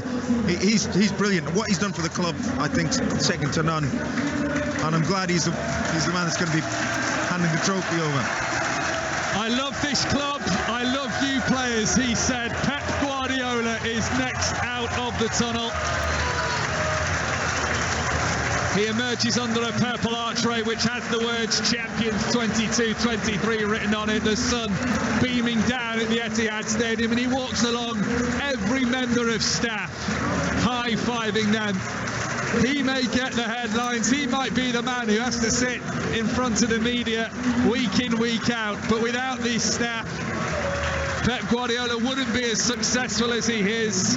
He's a genius, he's a mastermind of the game, but he is only part of the project, a big part admittedly, and it's 5 Premier League titles for him. And here come the squad members as well. One by one out of the tunnel. Champions 23 written in gold writing on the back of their shirts. They'll all just hang around to the left of stage and they'll get their medals in a moment. Ederson has dyed his hair blue. We're not really here around the Etihad Stadium. Erling Haaland next out, followed by Alvarez and Riyad Mahrez, who a little bit of history for him today.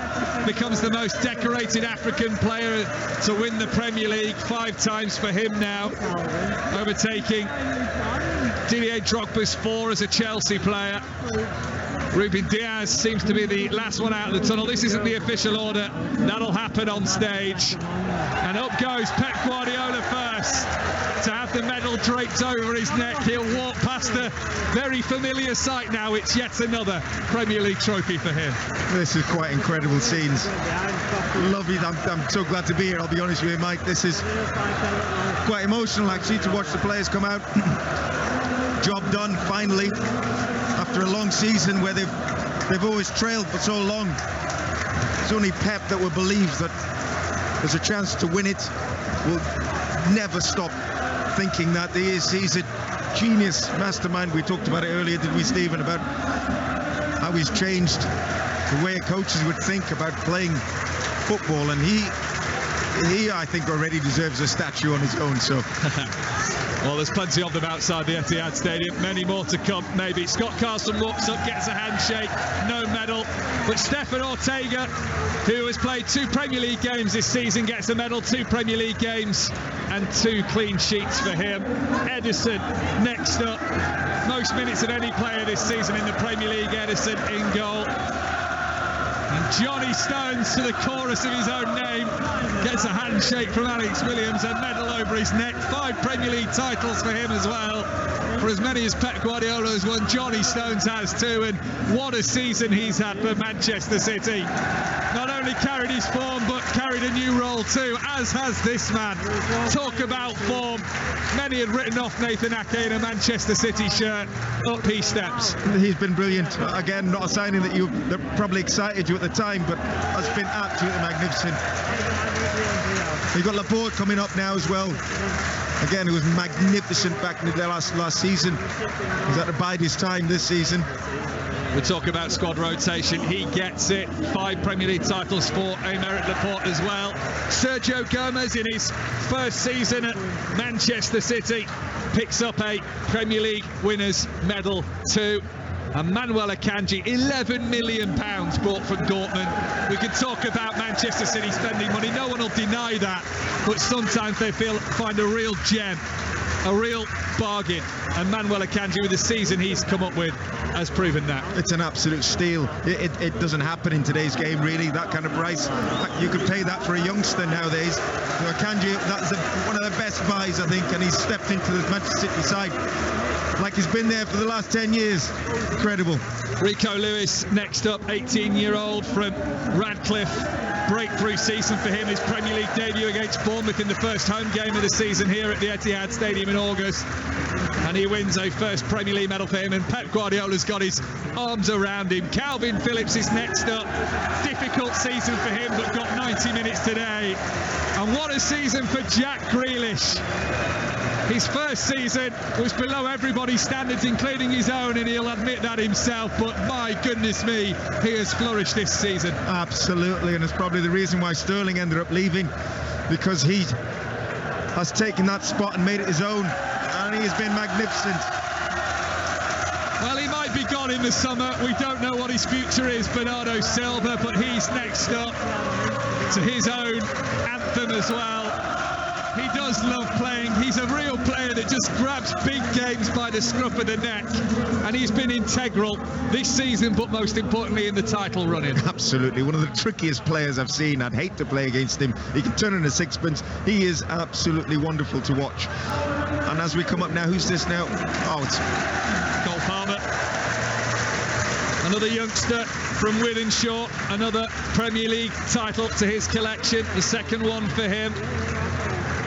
And get ready for the big man. 36 Premier League goals, record breaker, history maker. Erling Haaland is next up for Manchester City. Golden Boot winner in his first season. His dad's pitch side taking pictures, a proud moment for him. What he did in Norway and Austria, he did it in Germany, he's done it here in England as well. Rewritten the rule book on strikers in the Premier League, Erling Haaland this season. And we did mention it before the game kicked off. He got the only goal today, Julian Alvarez, in the 1-0 win over Chelsea. The headlines will belong to Haaland this season, but the subplot is Julian Alvarez. He's gone under the radar. He's done exactly what Pep's wanted to. He's got goals when he's needed to. He knew he's not going to get much game time with Haaland being there, but he's still gone and done the job. Excellent professional. Riyad Mahrez, 5 Premier League titles for him, more than any other African player in the Premier League. 1 with Leicester and 4 with Manchester City. And one of their own is next, Phil Foden. Maybe struggled for minutes post-World Cup, but you cannot underestimate his influence. He had a fine game against Chelsea today. He's the youngest player to reach the 5 Premier League trophy mark. 100 Premier League wins today as well for Phil Foden. He's done it quicker than any other player in 127 games. And Rodri next. What a pivotal player in the heart of the Manchester City midfield. He keeps things ticking. I'd say he's one of the most important players right now for Manchester City. He goes through, everything goes through him. Integral part.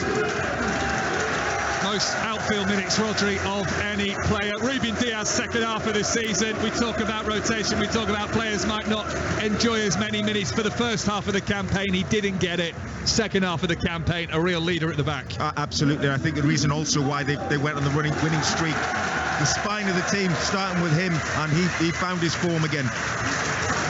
Kyle Walker was written off in February, came back in March and started most games and was a real influence on the right-hand side of defence. It's another Premier League title for him, his 5th, captaining the side against Chelsea today. The midfield maestro, Kevin De Bruyne, leads the way in the assist chart. We'll let the fans analyse this one.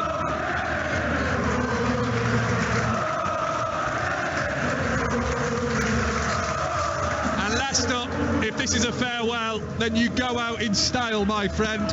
Ilkay Gundogan for Manchester City. The most underrated player, I think, here at Manchester City. As a midfielder, watching him, right, left foot, you take it on any back foot, can pass the ball whenever he's got players around him. An excellent midfielder. He gets the trophy from Alex Williams. It might never get old. It'll never get boring. Serial winners with an attitude like it's their first. Manchester City are champions again and again and again. 3 times in a row. The pyrotechnics go off, the fireworks inside the Etihad Stadium, the players bouncing on the podium, flares go off, confetti flies everywhere. It's a team that just never know when to say no. Arsenal were 8 points clear, City crawled them back. They overtook them and they did it with games to spare as well. Manchester City are the Premier League champions for 2022-2023. What a side. I can Jim, you were just saying a few moments ago that watching the players come out and greet the staff and them embrace one another and that shared mutual appreciation for what everybody's role and part to play is in this incredible success of this incredible team and club made you feel emotional. Sum up your emotions for us now watching these phenomenal scenes in the stands and on the pitch before us. I just think it's such a hard thing to do, to keep that consistency for so long. And as a player, I think when you put the work in for so long in training, week in, week out, to eventually come and pick up the trophy, it's such a wonderful thing. And that's why I got a bit emotional, because it's like, I know how hard it is to do this week in, week out, and the levels that Pep set, and it's still not finished. We've still got a cup game, still got a Champions League final, and so they will take this in right now, be back to the drawing board yet again, almost straight away, to look at the next cup. But this is, you can't get any better as a player for this. Winning trophies in front of fans like this. You know, we played at Main Road, I played with this, and it was very much a very family-run thing. It felt like a family. Now this is a different type of Manchester City. This is a team that are going to win trophies for you, and it's unbelievable to watch. It is incredible. All of the fans packing out the stands, of course. The flags are waving, as you can hear. They're in fine voice, cheering and celebrating. The players are making their way over to the fans to share this moment with them and show them the trophy, show them their medals. And the fans are really appreciating and relishing every moment. Couldn't really get a more perfect day, it feels like, Stephen, given that, you know, a win against Chelsea, a decent performance. They've just been able to lift the cup. There's still the FA Cup and Champions League to play for, and we're in Manchester and it's not raining. It's even sunshine. Cannot believe it. Sum it up from a fan's perspective, what this moment means to you. Once again, as the banner says, on the sixth day, God pray Manchester City. Look at those glorious blue skies. I mean, it's absolutely everything. This is what we watch football for. These cathartic moments when you've got 60,000 voices singing in unison. It gives you goosebumps. It's genuinely what the beauty of football. I mean, you love it if there's 10 people watching you, but when there's 60,000 at the same time singing these songs and cheering the heroes and our idols like this, it's just wonderful. And you look around, all you see is happy faces. You see generations of fans. I'm seeing kids around now here with their dads who are about 3 years old, and they don't know how lucky they are. They really don't, because it's just they're witnessing greatness every single week, and it's just an incredible time to be a Manchester City fan. I chat to so many City fans, and they always say the same thing.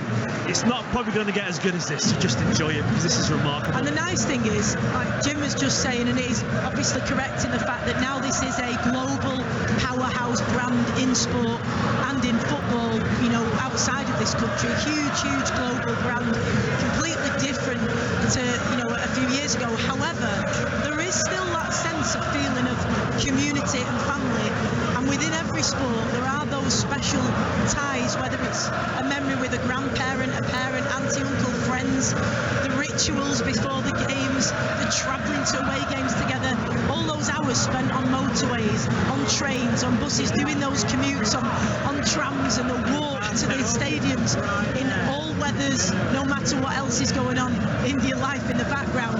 If football is front and centre as a fan, it's a massive part of your life, and these are the moments that are shared collectively, Jim, that are so special, and for the players to share with their families as well and the staff. I think Stephen knocked it on the head, because he's been there when we were at Main Road, and there's enough fans in here that have been there at Main Road. Now the youngsters will have to be reminded that it's not always going to be like this. You know, there will be times. There's going to be a time when Pep leaves, and to fill those shoes, a bit like when Alex Ferguson left, they're very, very big shoes to fill. And so youngsters have to be reminded by the elders that we've been through some dark times. So take these moments and treasure them, because they may not last that long. But right now, this is special. I'm just sat here watching this thinking, like, I can't wait. My son's 7 months old, and soon I'll be able to take him to a game as well and watch this. And I just, when you think of football, you can trace your life through it. I can remember where it was when City got relegated as a kid. I can remember going to Wembley with my dad, one of the best days of my life. And I've been so many times. I've watched football with some of my best friends in grounds, and it isn't always just what happens on the pitch. It really is is just about being there in that moment, in the stands, and sometimes the bit outside the ground is just as fun as inside, because football is more than just a sport. It's the most important, unimportant thing in the world, and it has this way of bringing together from people from any corner of the world and witnessing these wonderful occasions. And days like today are exactly what it's all about. There's not a single person who doesn't want to be best friends with anyone here today, and I love that, because they're all such different. Maybe those people. of the red side of the city. Well, I would say, Stephen. Maybe thankfully they're not here, Liverpool fans, Spurs fans, and the Chelsea fans who vacated the stadium pretty quickly. I have to say, no love lost there. They weren't interested in cheering on their counterparts, that's for sure. But you are quite right that such is the power of sport in general, but particularly football. The way it has that global appeal, that global reach, it's played right across the world, and in this country, with it being our national sport, it reaches places and people in a way that almost nothing else can. It is pretty incredible that the impact that this sport has on our society, and you see it here with this one club here, of course, and it's like a metaphor for life, isn't it, that you go through those really difficult times and you can come back up either as an individual player, a team, or as a club, and that's a nice sign of hope, really, that you can be in those most difficult, desperate times wondering where the light is. This is the light now, and you've got to enjoy and bask in it whilst it's shining on you. Yeah, no, I absolutely agree, and I do think football's such a powerful thing, especially maybe for a lot of young men who aren't very good at opening up in life in general.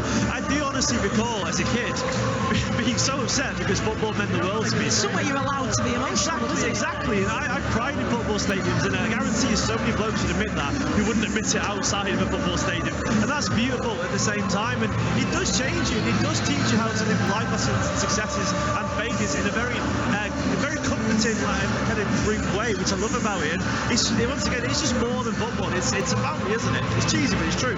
Well, we're going to just sing Blue Moon and have a group hug here before we go, because we've got all the feels, that's for sure. I'm going to give you a last word, literally, to sum up this occasion and how you're feeling right now. Stephen, you go first. One word to describe this moment. Everything. Jim? Ecstatic. Lovely. Thank you so much. It's been a real pleasure, Stephen, having you with us to give that passion and heart from a fan's perspective. And Jim, lots of gratitude that the fans have for the likes of you for your part in this incredible success in this club.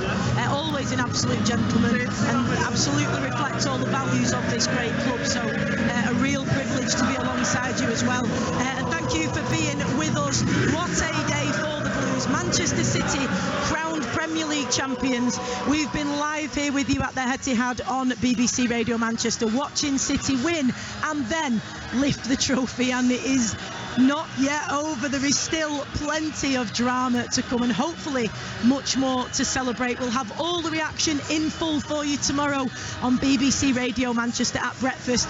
And that's not even the end of sport today, as we head now to Leigh Sports Village for a huge game in the WSL.